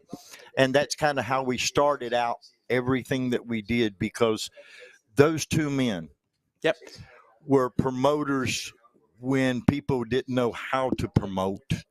Bruton Smith promoted back in the 50s. A car salesman, he just knew how to do things and how to promote and how to do. Sometimes did some of the stupidest stuff that a person could ever do. He's got a set of gonads that's got to go all the way down to the floor, because when he built the drag strip and everything else, I remember him telling some of the Charlotte politicians what they could do with the. He told them they could go stick it up there. And you know what it was, and so Bruton Smith. I've got to say. Thank you for being politically correct. Hero, a hero there, or as you want to put, but definitely a leader in the industry of racing. He loved racing probably more than anything that I can think of. He put his money where his mouth was. He bought the tracks. He improved the tracks. And I think that the racing world has an awful lot of kind things that they need to be doing for the Smith family, or for Bruton and in his remembrance and stuff, because without him being a pioneer to the sport, the sport wouldn't be here. I'm just telling you. There's a lot of shoes to fill, Devin Stewart, for sure, and definitely everything that comes to pass from now and even recently until his passing, to even past his losing him last Wednesday. it's all because of what he did. Definitely. I mean, you look at what he did with the craziness of turning into a Coliseum, because Bristol wasn't a Coliseum racetrack. It was a basic your track like this in the backyard, like here. And on the other hand, his son. Yeah, and Marcus. Yeah, Marcus. And I've done a lot more stuff with Marcus than Bruton. Definitely. Marcus ran a super late model. Yeah. At Concord. Yes. So a lot of times you would look out there and there's Bruton over there by the car. Yeah. So it's kind of like I grew up in Old Home Week. So the people that you speak of, high regards for me, give my regards to the captain, because I know old Bruton Smith had a hell of a voyage. Definitely. We're here with Devin Stewart, Doug Smith, Finish Line Live Motorsports Show from the Caraway Speedway in preparation of the 13th Annual Daggett & Schiller Attorney at Law Rusty Hart Memorial. Green flag at 8 p.m. Eastern. You can watch it on CarawaySpeedway.tv and, of course, on Flow Racing for the Smart Modified Tour.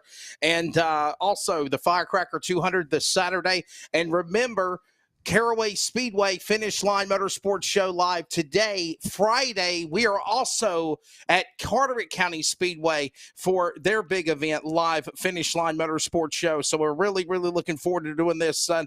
I will tell you, I'm also working on another show, possibly for some drag racing next Wednesday for 4th of July weekend in Jacksonville for the Carrier Week of Freedom and the Night Under Fire with Jet Funny Cars and more. So, and Doug, you're like me. You love all racing. I do. I mean, I love all racing. I will get up at 4 o'clock in the morning and watch Formula One.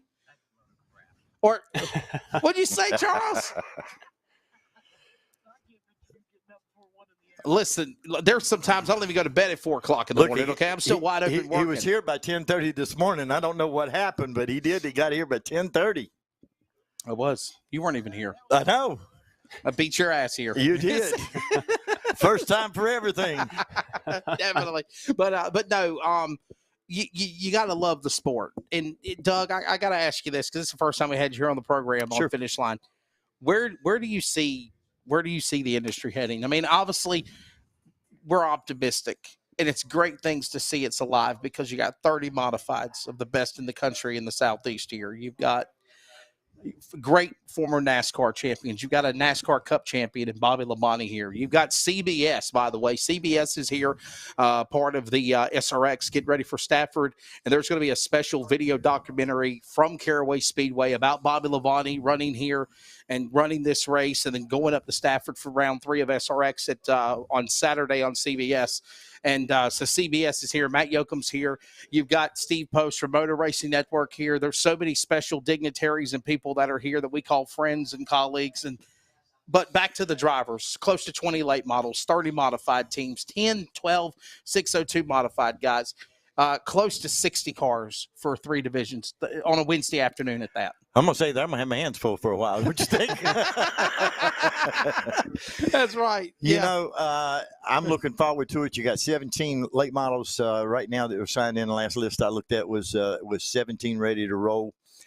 They're all going to have 4 tires to go with. And looking back through the field, there's some awfully good cars that are there. That's going to be good. The 602s, I've got to worry about them. They've got 10 of those coming up in a little bit. Sure. They're going to be on for 71 laps. And you just never know with those guys. Sometimes we start out real well, and I just hope we don't do like we did last week and have 3 cautions before we get the first lap in. So if we can avoid that, I think we're going to be in good shape. But you talked about where are we today in the racing industry? What's your thoughts of that? I think that we need some bad guys. Oh, really? Oh, yeah. Yeah, I'm really serious. I mean, and folks, this is no lie. Any Hellraisers out there want to get in racing, contact Doug Smith. My driver's meeting, part of the thing I'll say in the driver's meeting tonight is this. There is an area that is over in turn 2. Is it coming? I got you. Okay. Turn 2, turn 3. What do you call that area back there? What do you call turn 2? All the way up to turn 3. What do you call that? You call that the backstretch, right? Backstretch, yeah. Well, let me tell you something. If you go on the backstretch and you want to beat somebody's ass, you're going to make me really mad.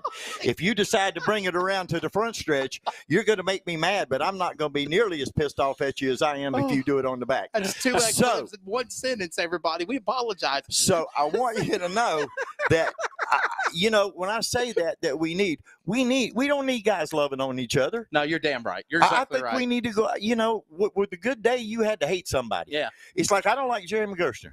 Not just because he's sitting there. I just don't like Jeremy Gerstner, okay? The guy's going to be on the show next. What are you doing? Heck, no, really. Hey, and by the way, we got a great flagman / wrestler over here coming up. I'd like to get JB Cole on set, too. But, because you talk about kicking somebody's ass in the front stretch instead of the back stretch. That's perfect. This is where you need some guys that just don't necessarily get along, because you need to have some rivalries amongst yourselves. I agree. And it can be good rivalries, but you need rivalries. You need fans that don't like each other. That's true. Yep. Yeah. You need where they're wearing their shirts of their driver, and that's one of the great things when I go to races. I love to see T-shirts that drivers have. Come back in. You're getting out of the camera. Well, I get tore up. I get all excited. And I'm getting back where Devin is. I'm gonna get all excited over here and get wound up. We love to preach. Devin, what do you think? Do you agree with him on that, man? Beat ass on the front stretch, not on the back. Whatever makes your heart happy. And don't do it with cars. Yes. Don't do it with cars. I would say you're going to agree with that. I definitely agree with that. If you're going to do whatever you're going to do. Open up the door. Maybe we can get Bobby Labonte on here. But, Doug, what happened to SRX at South Boston? We know how aggressive that racetrack is at South Boston. We saw what happened between Tony Stewart and Kenny Francis. You think he was upset? Yeah, listen, they've been a little aggressive the first couple of weeks of the year since they were at Five Flags. I mean, maybe they got in the damn heat too long in Pensacola and they carried it up here to Virginia. I don't know. Maybe they should start up north and work south again like they did last year. Yes, sir. Yeah. So, and by the way, SRX is going to be in Stafford, where it all started for them last year, this upcoming weekend. And I think then they go to Nashville, and then they go to the dirt tracks of Peevely and Sharon Speedway. Yep. Man, if I could go to Sharon Speedway, I haven't been there in about 5 years for a broadcast. So, do I now? Matt Hirschman will be in Stafford. Hey, Devin, let's let you step away, brother. We're going to get Jeremy Gerstner on here. I think they're telling him modified drivers meeting at 3 o'clock. JB Cole, if you want to come on over here as well. Doug, we appreciate it, man. Thank you so much for doing a quick turnaround. We want to get as many guests as we can on here. Doug, thank you, Doug Smith and Devin Stewart, and just so many other people here. And we're going to get some more people. Okay, so we had Chris Williams on. And Chris Williams is one of the promoters, the president of the Smart Modified Tour. This gentleman is the co-president. Is it co-president, co-promoter? Co-president, whatever you want to call it. This guy I've known a long time, from flagging in the NASCAR Modified Tour. If you've watched a little wrestling, he does get a little violent sometimes. Wrestling. Yeah, wrestling. Yeah, but you kind of retired from that, right? JB Cole, by the way. And we also have Jeremy Gerstner, driver of the number 79 Hillbilly Racing Modified out of Wesley Chapel, Florida. Jeremy, it's always good seeing you, my friend. JB Cole as well as also. And, man, what do you think of this race day on a Wednesday? It's definitely race day on a Wednesday. That's what I can't wrap around my head. And we've got 29, 30 cars here of smart stars like Jeremy Gerstner. Yes. Spencer Davis. Really good field, yep. Yeah. Definitely. Jeremy, we got to bring you a little bit closer, man. We don't have to practice social distancing anymore. I promise you. I've got my COVID shots. So definitely. But coming in, by the way, prayers to your son. Hopefully everything's doing better. Make the trip flying up here this morning or driving up here to Caraway. Yeah, everything actually, all right? Yeah, yesterday, Tuesday, my son had a surgery on his foot, for a club foot where they actually moved the tendons and all that. Kind of a pretty invasive surgery. Gotcha. So hated to leave him, but middle of the week, we knew this race was coming up. My wife stayed there with him, and, I flew out this morning at 4 o'clock and got here, and we missed the early practice, but I know this track well. I mean, I've got many wins here, a lot of poles with the Grady team back in the day. We're looking for that first win with the Hillbillies, and we're gaining on it. Got second the last race, so I think we got something for him today, and I'm looking forward. Every damn body's fighting over tires over there in the bottom below us. Were you able to sneak out the back door? Let somebody. I mean, how were you able to get the tires? Actually, it's funny. I brought them last week up to Bowman Gray, and everybody was joking They're still fighting over tires down there. Well, everybody was joking about, how did you get practice tires? Well, I ran Speed Weeks at New Smyrna. Well, the final night, I bought an extra couple sets, not knowing. I just wanted to have them if I want to test my car before next year for the NASCAR race, to go there and get ready. And I had them, and I told David, I said, with no practice tires being able to be purchased, it'd be nice to know we're at qualifying and go for that pole. JP, back to you, man. This series, it's amazing where it's at. 3 years now, and I was talking with Chris about it when we came on the air here with Finish Line Live from Caraway. Yeah, finally got it right. Definitely, that's a lot to swallow. But you come out of the gate through COVID.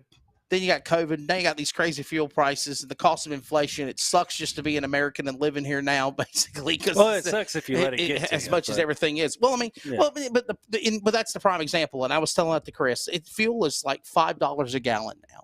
But you still got 30 modifieds here in the pits. Oh, it just and I tell people that the racing industry was expensive before things became expensive for American people anyway. Yeah. It's just if you're going to do it, you're going to do it, right? It's just how bad you want to do it, really. I mean, look at me coming from Florida, 9.5 hours every week, get Bowman Gray in here. It cost me a little bit, $700-800 to fly, but I wouldn't miss this smart deal for anything in the world. This to me is like going to Daytona 500. After running Bowman Gray every week, you can appreciate these kind of tracks and tracks that you can pass clean and run hard. And, you don't got to use the bumper. I mean, last lap, anything goes. But I mean, when it comes to like racing hard, this is a legit series that you can pass clean. Know that you can be run like they run you and not have to worry about it. Well, JB, you were saying this tour here is not your grandfather's smart tour. Then this here is proving tonight, up against the gas prices, up against the stupid idiot in the White House, up against everything that this world is throwing at us right now. This car count, the names upon names that's with us right now tonight, speaks volumes of our credibility that me and Chris has made this platform for the smart stars like Jason Poole, Jeremy Gershner, Bobby Labonte, Burt Myers, Jason Myers. This speaks Jason volumes. Poole's coming up here in a few moments, definitely. Yeah. So it speaks volumes. What does it mean to be one of the drivers of the Hillbilly Racing Modified team? Because I'll tell you this, before I ever was an announcer, fan of racing, fan of modifieds, I always remember that 79. I always remember Ronnie Silk. Yep. I always remember the names of drivers that have driven that famed Hillbilly Racing Coors Light car.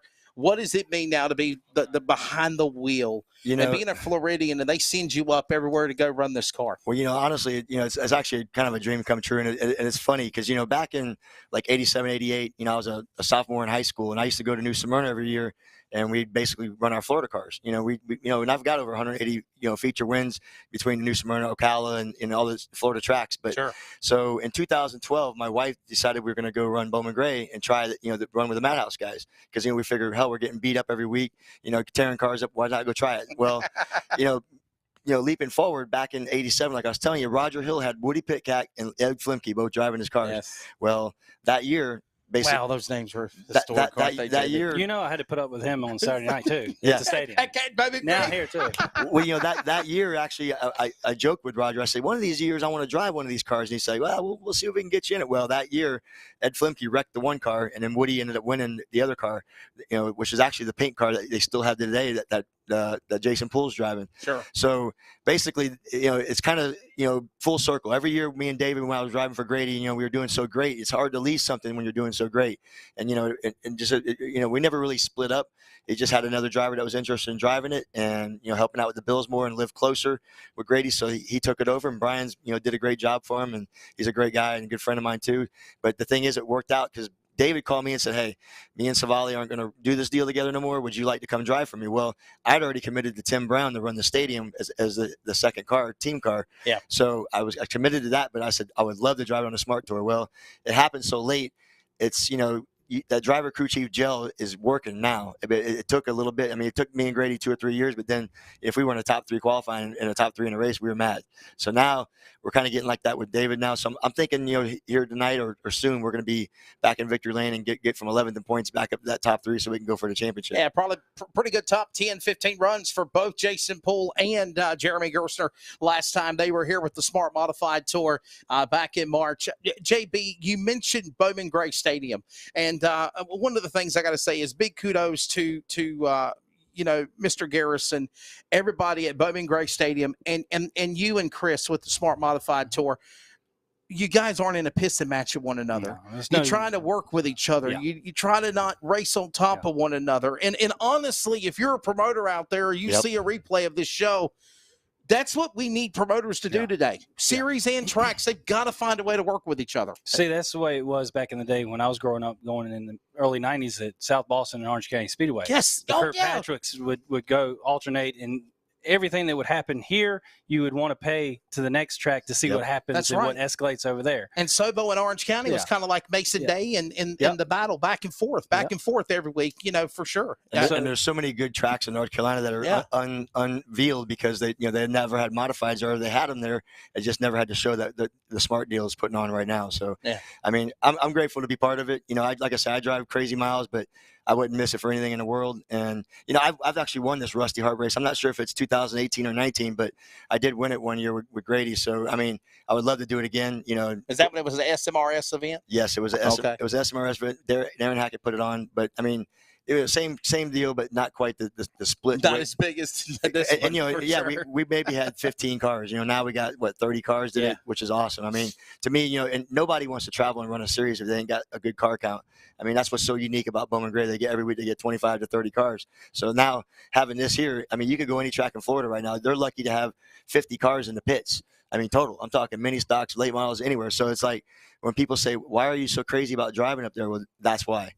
Your flagman partner just showed up. He flagged SRX on CBS at Sobo, and he flags the Cars Tour, Brandon Willard. And if a lot of people didn't know, I mentioned him as the co-president of the Cars Tour, and of course for the Smart Modified Tour, Mr. JB Cole. He's also the chief starter. He's the flagman for now. For now, right? I got to have a talk with Brandon actually. I got you. Yeah. So we're growing. We're getting bigger. I'm going to have to probably step aside. Really? Yeah, and. Come down there on the battlefield with Jeremy and be sure everybody's, playing right, Gotcha. But, how did you get into flagging, though? Orange County Speedway. I was 15 years old. Wow. A bunch of officials took vacation. The flagman at the time, Joe George. Yeah, Joe George. He had to come and officiate the limited. Right. And they said, well, who's going to flag? And he pointed to me and said, that kid right there. Awesome. And everything's history. Yeah. I was at Orange County a couple of weeks ago for a TV race. Oscar is still there. The Oscar buggy. My dad helped put that together. Yeah, my dad was a superintendent at Orange. Yeah, the Oscar buggy is still there at Orange County Speedway for sure. So, which will be there September 10th. Yes, September 10th. That's another awesome track for modifieds. I'm actually going to reveal something to the drivers in the drivers meeting at 3:00 today that we're going to present at the winner at Orange County. It's going to be called the Rumble in Rougemont. Oh, wow. If that gives you a hint. Wow. I love that track because that's basically had two great battles for championships in 17 and 18. See what he did, right? Some belts on the line. I don't think he's talking about his belly weights being big as well. So I'll tell you, that would be cool. But you know what, though? Jeremy was just talking about it.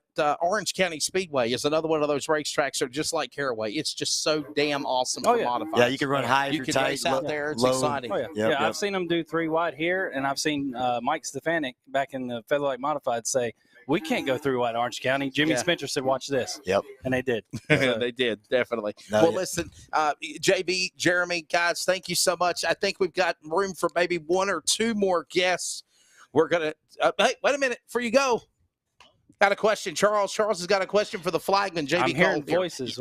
Yes. Well, you know what it's like, man. I feel like Randy Orton. I hear voices in my head. So my question is, I know some flagmen because, they're racers and they've done flagging at some go-kart events. Have you ever done it or at least thought about, a driver that just will not listen, just getting down and just smacking their car or throwing your flag at them, just because they won't listen? You ever lost your cool and wanted Tommy Neal. Yeah. He's in the pits. Yeah, Tommy Neal's here tonight. I hope I can put him in a headlock again. Tell me the story. Tell me the story. We want to know the story. Hey, let's back that up. Tommy Neal's a pretty big boy, so JB better bring his A game. Tommy Neal is a big guy. So. He's not big. I've been in the ring with bigger people.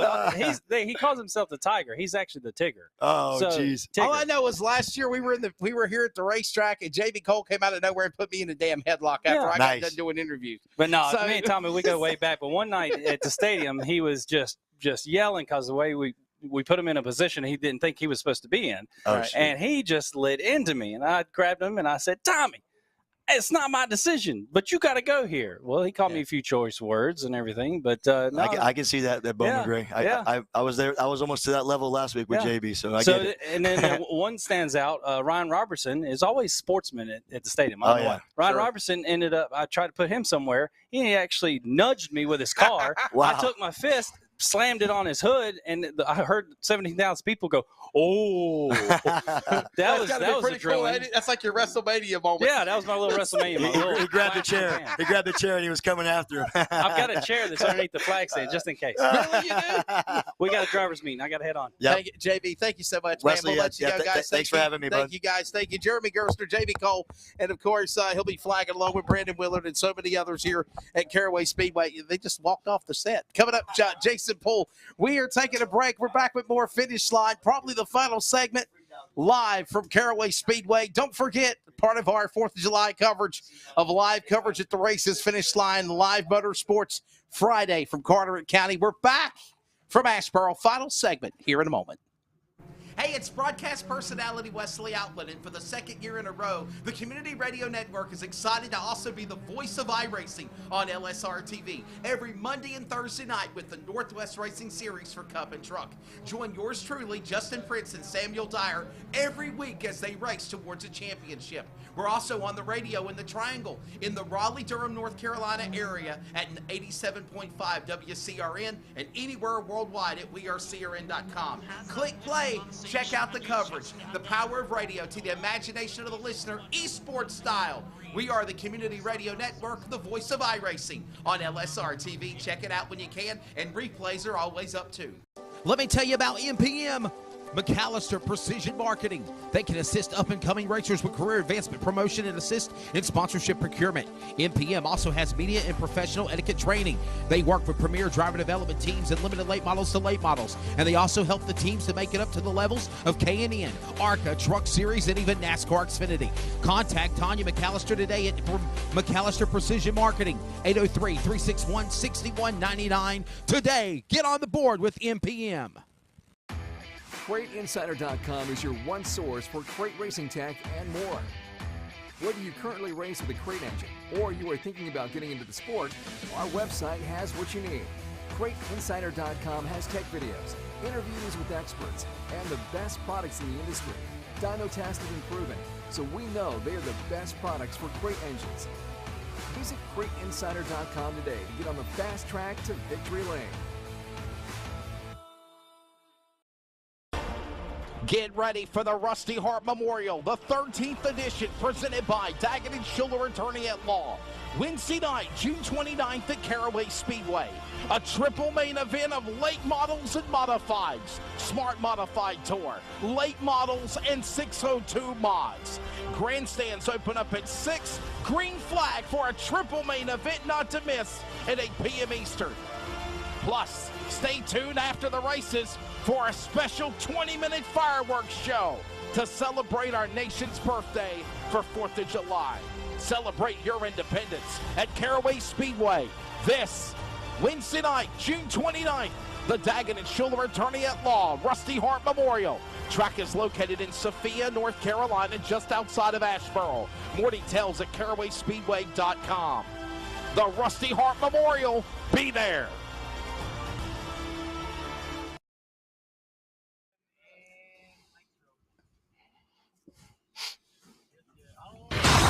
This is Finish Line. He always does that. Well, I know. Okay, go ahead, brother. Go ahead. Hey, listen, it's perfect. It's Wednesday. Not only is it hump day, it's race day, and there ain't nothing a better race day drink than the cheer wine. Ladies and gentlemen, welcome back to Finish Line. Live motorsports show from Caraway Speedway on site for the 13th annual Daggett Schuller Attorney at Law Rusty Hart Memorial. Wesley Outlet here with you. Charles Wooten is in Texas.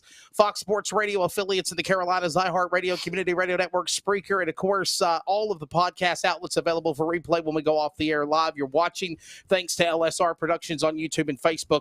Doug Smith is back for another segment, and this man has been on the program in the past as well. Driver of the car number 79 for Hillbilly Racing, as well as Jeremy Gerstner. Mr. Jason Poole is back. Jason, you're ready for tonight. I mean, you're confident in this whole car 79 and the race team, and you're so good you ain't even worried about practicing yet. Well, that's because if of I'd had tires. my way about it, I'd been here this morning. But right, you know, there's a tire shortage around here. But yeah, I'm pretty confident going into this one. The first one, I didn't really know what to expect. Right, gotcha. And had to do a lot of practicing and testing. And I fixed your sunglasses. Yeah, thank you. And you can wear them on the air if you want to. Nah, I want to show my eyes. But You can be like, Doug's got his shades on, right? You know, But yeah, I feel pretty good about this one tonight. I better put them things back on. Wow. Hey. Yeah. So we were on radio timeout here, and Doug and Jason were kind of going back talking stories, and you never announced one of the races when you had raced. I never did get to do one of Herbie's races. I knew about him, followed him quite a bit, and then knew that there was a hot shoe up here around this area. And he was pretty good. In his day, he could take care of anything and anybody. So Jason gets a few things, honestly. Yeah. The one thing I want to say is that Jason talks about the adjustments that he made from going from late models into a modified. Yes, and that was a quick transition for him too. His first race, when you're sitting up here and everything, you kind of get in the back of your mind, okay, he wants to have a good showing. You're going to, you hope he does kind of well, but in the reality of things, it doesn't usually turn out that way. Sure. He muscled the car around, and he did a wonderful job, and it was quite pleasing to see what he was doing. And it just kind of showed that he belongs in the modified. You better get your ass down there at like 255. I don't want to I don't want to get you in trouble for not being at the driver's meeting. Actually, my Hummer's over there, so I'm gonna have to get it and go all the way back around here. Oh my goodness! Why didn't you just? Yeah. Okay. I didn't have time. Gotcha. Been busy this morning, man. Well, listen, how excited has it been to be a part of with Jeremy Gerstner and the Hillbilly Racing team and driving one of the 79 cars? And it looks like it's leading to more opportunities for you to drive some more cars. Yeah, it's been a dream come true for me. Like I was told you in the beginning of the year, it's a team that I idolized since I was 10 years old. And I always kept up with them since I was coming here as a kid to watch my dad. Yeah. And I never, ever dreamed in a million years I'd be driving for them. So it's been a dream come true, and I've learned a lot. And me and Jeremy's been good friends before this deal. Yes. So now we've even, become even better and closer, and he's helped me out a ton. And our stadium driver, Zach Brewer's helped me out a ton, and, listen to him and his feedback. So it's been a really big learning curve for me going from the late model to this. But like you said, we had a pretty good run this last time here, and hopefully we can have a good one tonight and stay out of trouble. I was going to ask that question. How do you feel going into the night? What's your thoughts? I feel a lot more confident as far as what to expect out of the car, and, getting to that point where I can get my limits and my braking points, my acceleration points are going to come to me a lot better. But the key here tonight is going to be staying out of trouble. And, about got into a wreck the last time we was here, and I got lucky and missed it. But as long as we stay out of trouble and keep the tires on it and save a little bit for the end, we'll have a good night, I think. And I know, Doug, I'll bring you back into this as well, because you've called many modified and races in your day as well. 99 laps, it doesn't seem like a lot. It's really a quick sprint, but you've also got to pace yourself as it's like a 150, 200 lap race. You do, and it's kind of that's the reason that the 99 comes into play, is because it puts you in that intermediate type of situation of you can do it without a pit stop. You can do it with a pit stop, depending on what your strategy rolls out to be. Sure. And yet you're going to 99 is it's far enough to where you can't just go balls to the walls and expect to have anything left at the end of the race. So you're going to have to back off, and you're going to have to manage yourself a little bit. Certainly. Yeah. And those who manage, look back when they get around lap 60, that's always seems to be in me in my time around. Sure. Lap 60 for a 99 lapper, that's when they're going to start pitting. Well, you're going to start to see the pit strategy unfold. Right. Yeah. And I'm thinking lap 75. That's when you're going all out. It's time to go to the front, right? You better be. If we can get a caution around lap 70, 75, that's going to be the that would be ideal. That's going to be the money one. Yeah, that'll be ideal. But the last time you raced here, though, back in March, me and you talked about it. We had a debrief on the phone, and you point blank said, man, I didn't realize that I was racing that good. All of a sudden I thought I was going a lap down, and then all of a sudden my spotter tells me, "Stay out there. You got a chance to race for 10th." Yeah. So you're literally, what was that like there? Knowing you're kind of like a lap down and you're kind of frustrated, but then, man, I got a shot for a top 10 finish. Well, that morning, we came for early morning practice. We broke a drive shaft on lap 2. So yes. All my morning practice was wiped out. So I only had 15 minutes of practice in the car. That's why you didn't practice this morning. And right? So, yeah, I needed to be here. We ain't gonna talk about that. But I had 15 minutes of practice in the car my whole life. So right, and those 15 minutes was like really, really horrible. The car was everywhere. The tires were everywhere. And so I Were went. you kind of questioning yourself, like, what the hell am I doing? No, when I got out, I said, I'm going to die today. I said, I'm going to die today, and somebody around me probably is going to go with me. And but they told me, they said, well, once we get the sticker tires on there, it'll tighten it up, and you'll be a lot better. And they told me just lay down a lap and get in the show, start in the back, and just learn. And that's exactly what I did. Right. And I had Bobby Labonte, Burt Myers, Luke Fleming, and all them. When they passed me and lapped me that first time, my spotter said, get up in there and ride behind them and start learning. And he said, you had a pretty big gap. So I got up in there and I started running. I was like, well, damn, I can do this. I was like, I see what they're doing. And I started doing it in my lap. Was there a little fear there at first because you got like 2000 NASCAR Cup champion Bobby Labonte and you got Burt Myers and Jason Myers and their credentials? And well, when you're out there, you don't think about that. Yeah, I want to say there's not a car or another, right? Yeah. There's not a fear factor in that case. No. No. But when I got behind them, I seen what they were doing. I started mimicking it, and my lap times went to right where they were doing. Respect. Right. And that was the best 20 laps I could have had if I'd have been out there batting myself all day. Right. Yeah. So I went to school, I learned what they were doing, and then I got the caution and got the lucky dog, and I said, all right, boys, I know what they're doing now. I can go race. And then we come back up through there and had a good run. So, man, what made the decision? Why do you think the Smart Modified Tour is flourishing? I wanted to ask JB Cole that question, and he left, but I kind of hinted in a little bit with Chris Williams earlier when we came on the air. Hard to believe it was 90 minutes ago. We've been on the air almost 2 hours now. You said the key word, JB Cole and Chris Williams. Them two are class acts, second to none. Chris Williams walks around, talks to every driver, shakes their hand, tells them he appreciates them being there. That goes a long way, don't it? Don't they go a long way, It goes a ton. Like, seriously. Absolutely. It goes a ton. And, some of these drivers or some of these owners and tracks, they don't even care if you're there or not, and they look at you and just snub your nose at you and just walk off. But Chris Williams and JB and all the officials, for that matter, are super, super friendly, and they'll all talk to you, shake your hand, ask you how you're doing, asking you about your week. I mean, that really, really sets well with everybody on the Smart Tour, and it's the best thing going right now. And that's exactly where I want to get to. And well, it's also filled a gap, and a gap of for a while we really didn't have a strong modified tour. Man. Wow, yeah. Even back when we had the Wheeling Southern Modified Tour, all the way back to there, it got to where it dwindled down to where it was tough to get car counts. Yes. At the time, the Smart Tour was idle, so there was nothing else going on. So if it wasn't at the stadium, then you very seldom got to see a modified. And now it's quite different that it's come back and the modifieds have been able to visit other tracks. Sure. And build themselves something. Every race you see has at least 24, 25, 28 cars. 30 cars in the pit area right now. I'm telling you. That speaks for itself. I mean, Chris Williams and JB and all their staff and all the officials, I mean, they're just top notch, super great people, and they run a good tight ship and a good show. And do you think we should, as a promoters, people watching here on Finish Line or listening, do you think they should consider maybe doing more midweek races? I mean, well, Wednesday, I mean, as long as you don't make it be here's my deal, and I tell people this.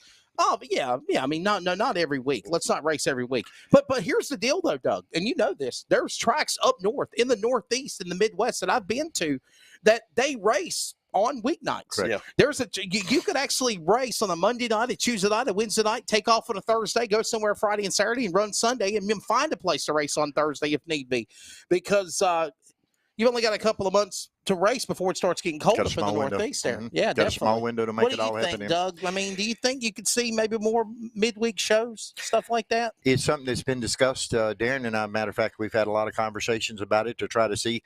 I think that like SRX did, if you went in and you did like a little 6-week series, or you did something that's on a small series and tried to do it on a Wednesday night, I think that it probably would. What I think that you've got to appeal to is much like Mill Ridge has done with the go-karts and stuff. Sure, they have reached and tapped into some of that cup market and gotten some of those families involved in what you're doing, which brings other people to come out to raises the race. Yeah, I think it it's all does. about It family brings and awareness. camaraderie. It brings the awareness to it. Yeah, certainly. And so, I think that it could work. I think it could happen. I can say that we've studied it. Yeah. And, just takes a few dollars and well, you mentioned you can make Concord. it You and Darren did, and Concord. When I used to announce as the national announcer with USAC with Rob Klepper, we used to run at Concord on the small track behind the big speedway, and ran those cars and had USAC and stadium stocks, and that's actually how I first came to meeting AJ Sanders and his father and everybody there. And I miss Concord. I mean, yeah. So definitely, that's a great place. Well, listen, I don't want to hold you up. You got about probably 10 minutes or so for you to head down to the driver's meeting. But if you got to walk a mile to get to your car, definitely. And he's definitely had a hamburger too. He has definitely. Yeah, I ain't missed many meals. I promise. Well, neither have I. But I go to the gym, but it just don't work out because then I go get food late at night. And I couldn't talk. I work out and then I get food. And I couldn't talk Tina into giving me a golf cart ride. It'd been a lot better and quicker. What? Yeah. Just no respect around here. I know, just rookie. Rookie. See, that's what it is, rookie. And Herbie Poole will be in the house tonight. Will he? Okay.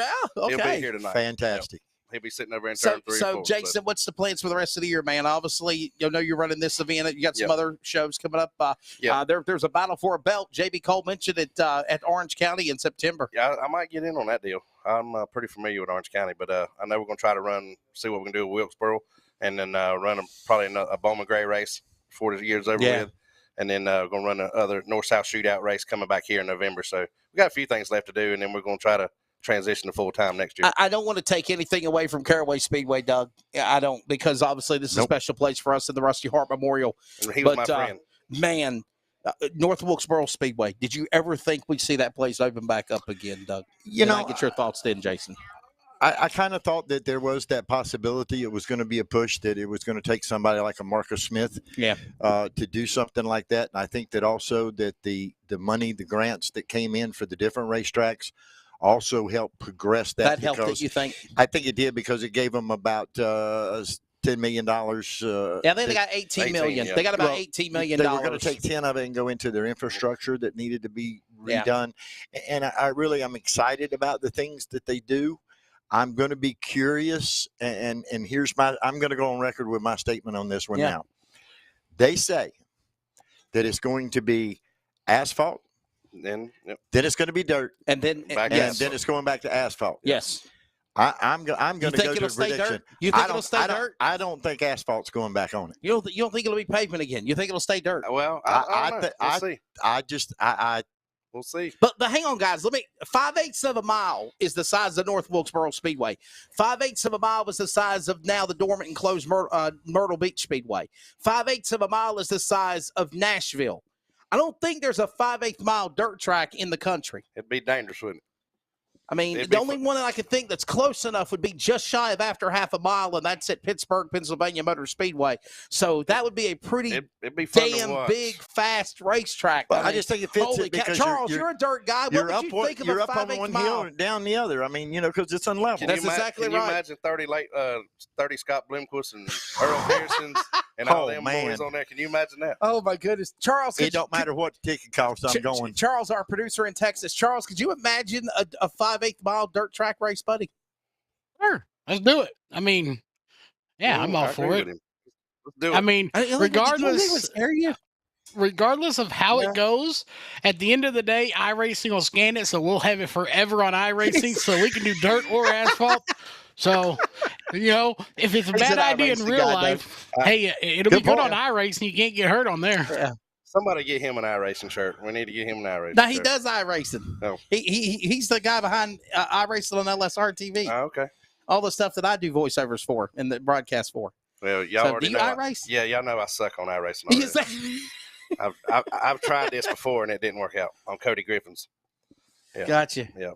Well, listen, I'm going to let you go, Jason. We got some more PR stuff we're going to handle here later on this afternoon with your new sponsor. Can you mention them real quickly, your sponsor that's helping you for this race? Pallet Express come on board this week and wrote a check, so really thank you to them, and Coors Light and EME Industrial Services and C4 Energy Drink and David Hill Installation and the whole Hillbilly Race team. They have put in a ton of work. I wish I could tell you everything they've done about the last week and a half. They probably put in about 70, 80 hours at the shop this week. Gotcha. So, I mean, kudos to them and thank them for getting me here to the racetrack, and they've done a lot more work than the public ever see. Well, listen, Jason, we've known each other a long time. Love Yes, you, sir. brother. Love you too, Be bud. safe. Thank you. Be Doug, safe tonight, man. Appreciate you, bud. All right, brother. Take care. Be safe and have fun. See you shortly. Yes, sir. Definitely. See you, Charles. Jason, hey, don't go off the set just yet. We're going to go to commercial break. When we come back, Devin's going to join us back on set with Doug and I, and this will be our final segment of Finish Line before we wrap it up and call it a night before the Rusty Hart Memorial. More from Caraway Speedway in just a moment. Hey, it's broadcast personality Wesley Outland, and for the second year in a row, the Community Radio Network is excited to also be the voice of iRacing on LSRTV every Monday and Thursday night with the Northwest Racing Series for Cup and Truck. Join yours truly, Justin Prince and Samuel Dyer, every week as they race towards a championship. We're also on the radio in the Triangle in the Raleigh-Durham, North Carolina area at 87.5 WCRN and anywhere worldwide at wearecrn.com. Click play. Check out the coverage, the power of radio to the imagination of the listener, esports style. We are the Community Radio Network, the voice of iRacing on LSR-TV. Check it out when you can, and replays are always up too. Let me tell you about MPM. McAllister Precision Marketing. They can assist up-and-coming racers with career advancement, promotion, and assist in sponsorship procurement. MPM also has media and professional etiquette training. They work with premier driver development teams and limited late models to late models. And they also help the teams to make it up to the levels of K&N, ARCA, Truck Series, and even NASCAR Xfinity. Contact Tanya McAllister today at McAllister Precision Marketing, 803-361-6199. Today, get on the board with MPM. CrateInsider.com is your one source for crate racing tech and more. Whether you currently race with a crate engine or you are thinking about getting into the sport, our website has what you need. CrateInsider.com has tech videos, interviews with experts, and the best products in the industry. Dyno tested and proven, so we know they are the best products for crate engines. Visit CrateInsider.com today to get on the fast track to victory lane. Get ready for the Rusty Hart Memorial, the 13th edition, presented by Daggett & Schiller Attorney at Law. Wednesday night, June 29th at Caraway Speedway. A triple main event of late models and modifieds, Smart Modified Tour, late models, and 602 mods. Grandstands open up at 6. Green flag for a triple main event not to miss at 8 p.m. Eastern. Plus, stay tuned after the races for a special 20-minute fireworks show to celebrate our nation's birthday for 4th of July. Celebrate your independence at Caraway Speedway this Wednesday night, June 29th. The Daggett & Schiller Attorney at Law, Rusty Hart Memorial. Track is located in Sophia, North Carolina, just outside of Asheboro. More details at carawayspeedway.com. The Rusty Hart Memorial, be there.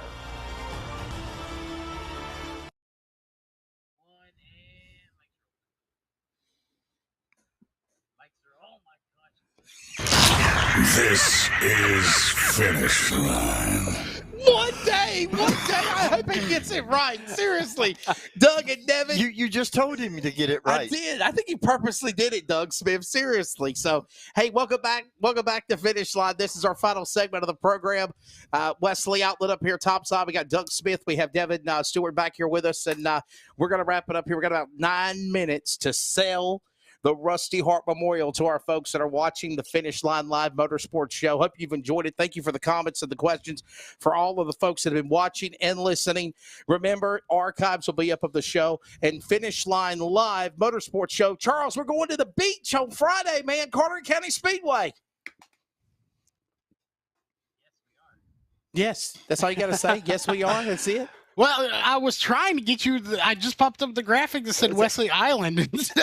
You didn't even listen. What did you say? Let me see it. See, look, see, senor. It says Wesley Island. Why would you do that to me? We're going to Wesley Island on Friday, by the way. We're at Caraway tonight.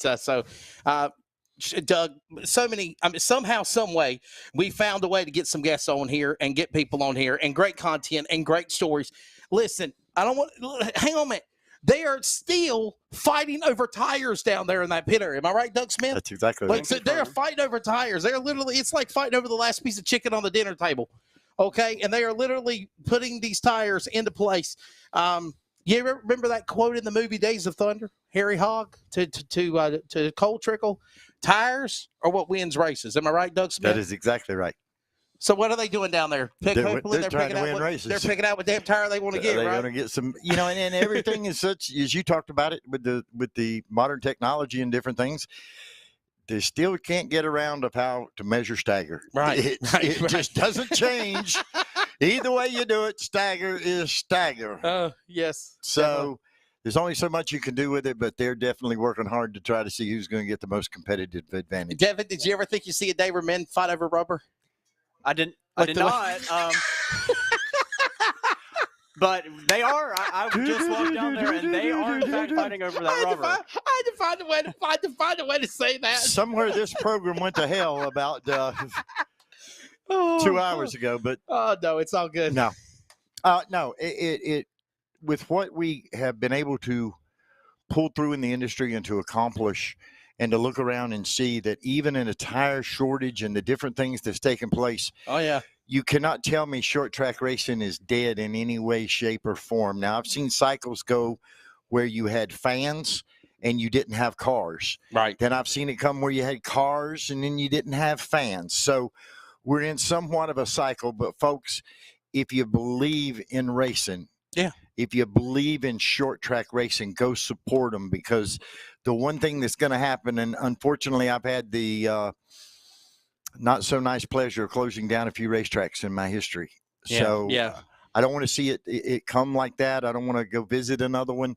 But folks, when you can come on a Wednesday and have the amount of cars that we have here, it shows me that it's not dead in any way, shape, or form. Exactly. Yeah. And that we got to give them a little better reason. We've got to give people a little bit better reason to come to the track. So at least here at Caraway, we're always open for suggestions.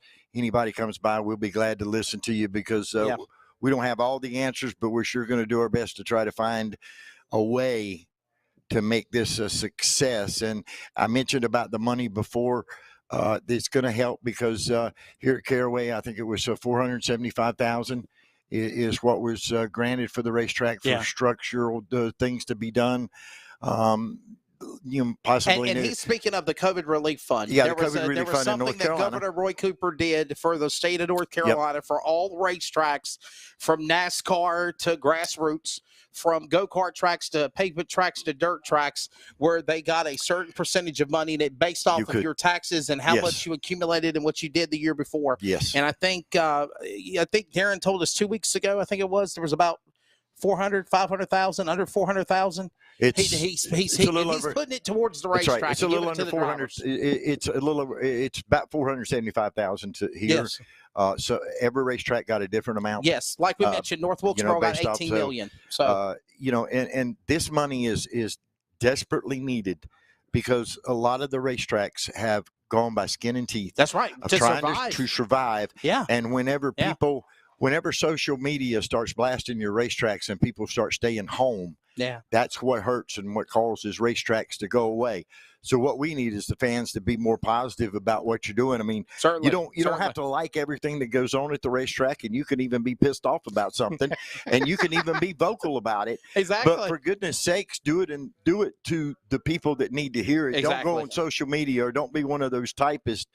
Anybody can say anything on social media and get away with it. What I want people to do is man up. Yeah. Look at me face to face. Tell me what we're doing right, or tell me what we're doing wrong. Exactly. So we can fix it. Yeah. Right. And if we all come together and fix it, we're going to have a better product. It's amazing, Devin Stewart. I'll get your thoughts on this as being a graduate from the social media and in the media world from Appalachian State. Appalachian. Did I still screw it up? Yes. Appalachian. I screwed it up still. It's just me being a Southern boy. I'm sorry. Appalachian. It's just me being a Southern guy. Appalachian. We know we're talking about the Mountaineers. We know we're talking about Boone, North Carolina. The one and only. The one and only, exactly. My God, what a beautiful place for a football game. I mean, I don't want to get off subject. We're in a press box and a press tower in football in Boone, North Carolina. It is absolutely immaculate up there. So, but back to what Doug was saying, though, and what your take on this. People will get on social media and they will praise you, and they'll praise you 1 minute. You make one wrong mistake, you're a hero, and then you're a zero. And then people get on there and they same thing. Like, for instance, if you're in the area and come to the racetrack, come to the racetrack. And I still believe to this day, Doug, I believe it's too, Devin, that if you're a diehard race fan, you don't want to watch it. You want to see it in person, because seeing it is different than watching it. You got to smell things. You've got to smell that rubber burning. There's just certain things that just goes hand in hand. Yeah, Devin, you want to be there live, but the thing is we've got to find a way to not take advantage of and Darren said this, and Chris Williams said this. We got to find a way to make it a win for the tracks. We got to make it a win for the promoter. We got to make it a win for TV. We got to make it a win for whatever streaming network it is. But most of all, those race fans. Got to do it. And I think the big consensus was, of everything that was said, Devin, having butts in those seats, having the place packed. That's exactly right. Because like you said earlier, short tracks around not just here, but around the country, they need all the support they can get from the fans. And one thing you're doing when you're doing television is you're trying to show why you want to be at the track. Yes. When you're doing television. Same thing with radio. Yeah. And that's why I love radio, because you paint a picture of something that's not there, of somebody watching it. Right. And so, through television, we're obviously showing what's happening, but we're also trying to get more butts in those seats so we can get more support here at these short tracks all across the country. That's exactly right.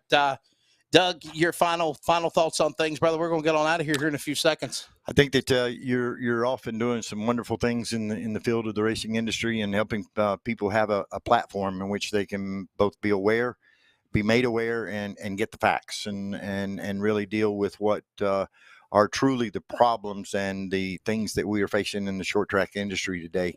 And I hope that continues along, and those freedoms are very important to all of us. And of course, we're coming up to celebrate with the 4th of July. This kind of kicks off kind of our week celebration, because we're going to be back here on Saturday night doing it again. Firecracker 200. So, we're going to continue along. This is just kind of kicking it off for our 4th of July celebration. I hope everyone has a great and a safe 4th of July. I hope you remember what the 4th of July really means in having the opportunity to make decisions on your own, and not having to worry about somebody else telling you what you're going to do with your life. So I like the freedoms that I have. I don't always agree with anybody, or I probably don't agree with anybody. I just like to piss people off, and I do it so well, so I want to stay perfect about it. But no, an opportunity when we do this is to celebrate, know what it's all about, and to be able to come back stronger and build more into where neighbors looked after neighbors, friends looked after friends, and we can all, that's how we're going to unite. Certainly. That's what's going to solve the damn problems around here. We've got to get united, and we're so far away from being united that it causes we get in our own way. Yeah, certainly. Proud to be an American and enjoy the freedoms that we have. We had a little taste of losing some of those freedoms a couple of years ago. Not saying that it was the leaders of our country or the way things happened, but maybe it was because of safety. Maybe it was a matter of keeping people not dying, obviously, but imagine all of your freedoms and things that you enjoy and love stripped away. So definitely go out and support racetracks. Go out and enjoy what you do, whether it's not going to the racetracks, whether it's going to the barbecues, being with family, going to the pools, kicking back like Doug here if he wasn't here at the racetrack, having a couple of cold ones. Definitely taking a baseball game. There's so many things that you could take in and seeing it live and you'll enjoy. Devin, your take on the final segment here. We get off the air, buddy. Your thoughts. Go home, eat dinner, and get to the racetrack. We want you here tonight. Get here. Yes. Where is the address at? Caraway Speedway. As a matter of fact, Charles, you can go to cue up our music in the background. 2518 Racetrack Road in Sophia, North Carolina. That is the location of the Caraway Speedway, the Southern Short Track Racing icon, CarawaySpeedway.com. Watching on CarawaySpeedway.tv. If you can't be here live, you need to be here live, right? Be here live. Be here live. Be here live. Like Devin said. Doug so you can see you, see me. See us all. See me, yes. Come up and say hello. That's it. And if not, or you live in the boondocks, you live in Texas like Charles does, and it's 110 degrees where he's at, and he's cooped up in his bedroom in the air conditioner, at CarawaySpeedway.tv, and then Flow Racing will have coverage of the Smart Modified Tour Revolutionary 99. By the way, Firecracker 200, as Doug mentioned, Crash at Hackett's Night of Destruction, 57th anniversary night of the race is August the 27th. Misha Cell Memorial, the North-South Shootout in November. That's another big event you've always been a part of since its inception. And, of course, the original Russell Hackett's Thanksgiving Classic. So, hey, I want to say thank you to a couple of people making it happen. Thank you here at Caraway Speedway for the hospitality. Darren Hackett, Tina Lackey, Randy Myers, Doug Smith, Chris Williams with the Smart Modified Tour, JB Cole, so many awesome guests, so many people that were here. Thanks also to our producers and directors and everybody behind the scenes to make this happen, whether it's in the studio or live. Charles, you want to say goodbye? What you got to say, buddy? Goodbye. Man, a few words, but it's always great working with him. For Jeff Stabnow, Charles Wooten, everybody on our production staff, replays will be up in a minute. For Doug Smith, Devin Stewart, I'm Wesley Outland. Thank you for joining us live from the Rusty Hart Memorial Finish Line Live Motorsports Show. We'll do it again, by the way, at the Crystal Carolina Coast in Swansboro, Friday night, 6 p.m. Eastern, from Carteret County Speedway for another Finish Line Live show. For everybody from Caraway Speedway, God bless you all. Happy 4th. We love you. Keep racing in your hearts as always, and thank you for watching and listening. Hey, it's broadcast personality Wesley Outland, and for the second year in a row, the Community Radio Network is excited to also be the voice of iRacing on LSRTV every Monday and Thursday night with the Northwest Racing Series for Cup and Truck. Join yours truly, Justin Prince and Samuel Dyer, every week as they race towards a championship. We're also on the radio in the Triangle in the Raleigh-Durham, North Carolina area at 87.5 WCRN and anywhere worldwide at wearecrn.com. Click play. Check out the coverage, the power of radio to the imagination of the listener, esports style. We are the Community Radio Network, the voice of iRacing on LSRTV. Check it out when you can, and replays are always up too. Let me tell you about MPM. McAllister Precision Marketing. They can assist up-and-coming racers with career advancement, promotion, and assist in sponsorship procurement. MPM also has media and professional etiquette training. They work with premier driver development teams and limited late models to late models. And they also help the teams to make it up to the levels of K&N, ARCA, Truck Series, and even NASCAR Xfinity. Contact Tanya McAllister today at McAllister Precision Marketing, 803-361-6199. Today, get on the board with MPM. CrateInsider.com is your one source for crate racing tech and more. Whether you currently race with a crate engine or you are thinking about getting into the sport, our website has what you need. CrateInsider.com has tech videos, interviews with experts, and the best products in the industry. Dyno tested and proven, so we know they are the best products for crate engines. Visit CrateInsider.com today to get on the fast track to victory lane. Get ready for the Rusty Hart Memorial, the 13th edition, presented by Daggett & Schiller Attorney at Law. Wednesday night, June 29th at Caraway Speedway. A triple main event of late models and modifieds, Smart Modified Tour, late models, and 602 mods. Grandstands open up at 6. Green flag for a triple main event not to miss at 8 p.m. Eastern. Plus, stay tuned after the races for a special 20-minute fireworks show to celebrate our nation's birthday for 4th of July. Celebrate your independence at Caraway Speedway this Wednesday night, June 29th. The Daggett & Schiller Attorney at Law, Rusty Hart Memorial. Track is located in Sophia, North Carolina, just outside of Asheboro. More details at carawayspeedway.com.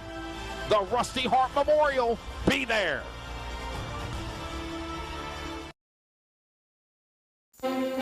This episode is an exclusive production solely for the private, non-commercial use of our listening audience. Any publication, reproduction, transmission of the accounts without the express written consent or permission is restricted and prohibited. To hear this replay or other previous podcasts, download on iHeartRadio, iTunes Radio, and TuneIn. As always, this show is for you. Thank you for listening.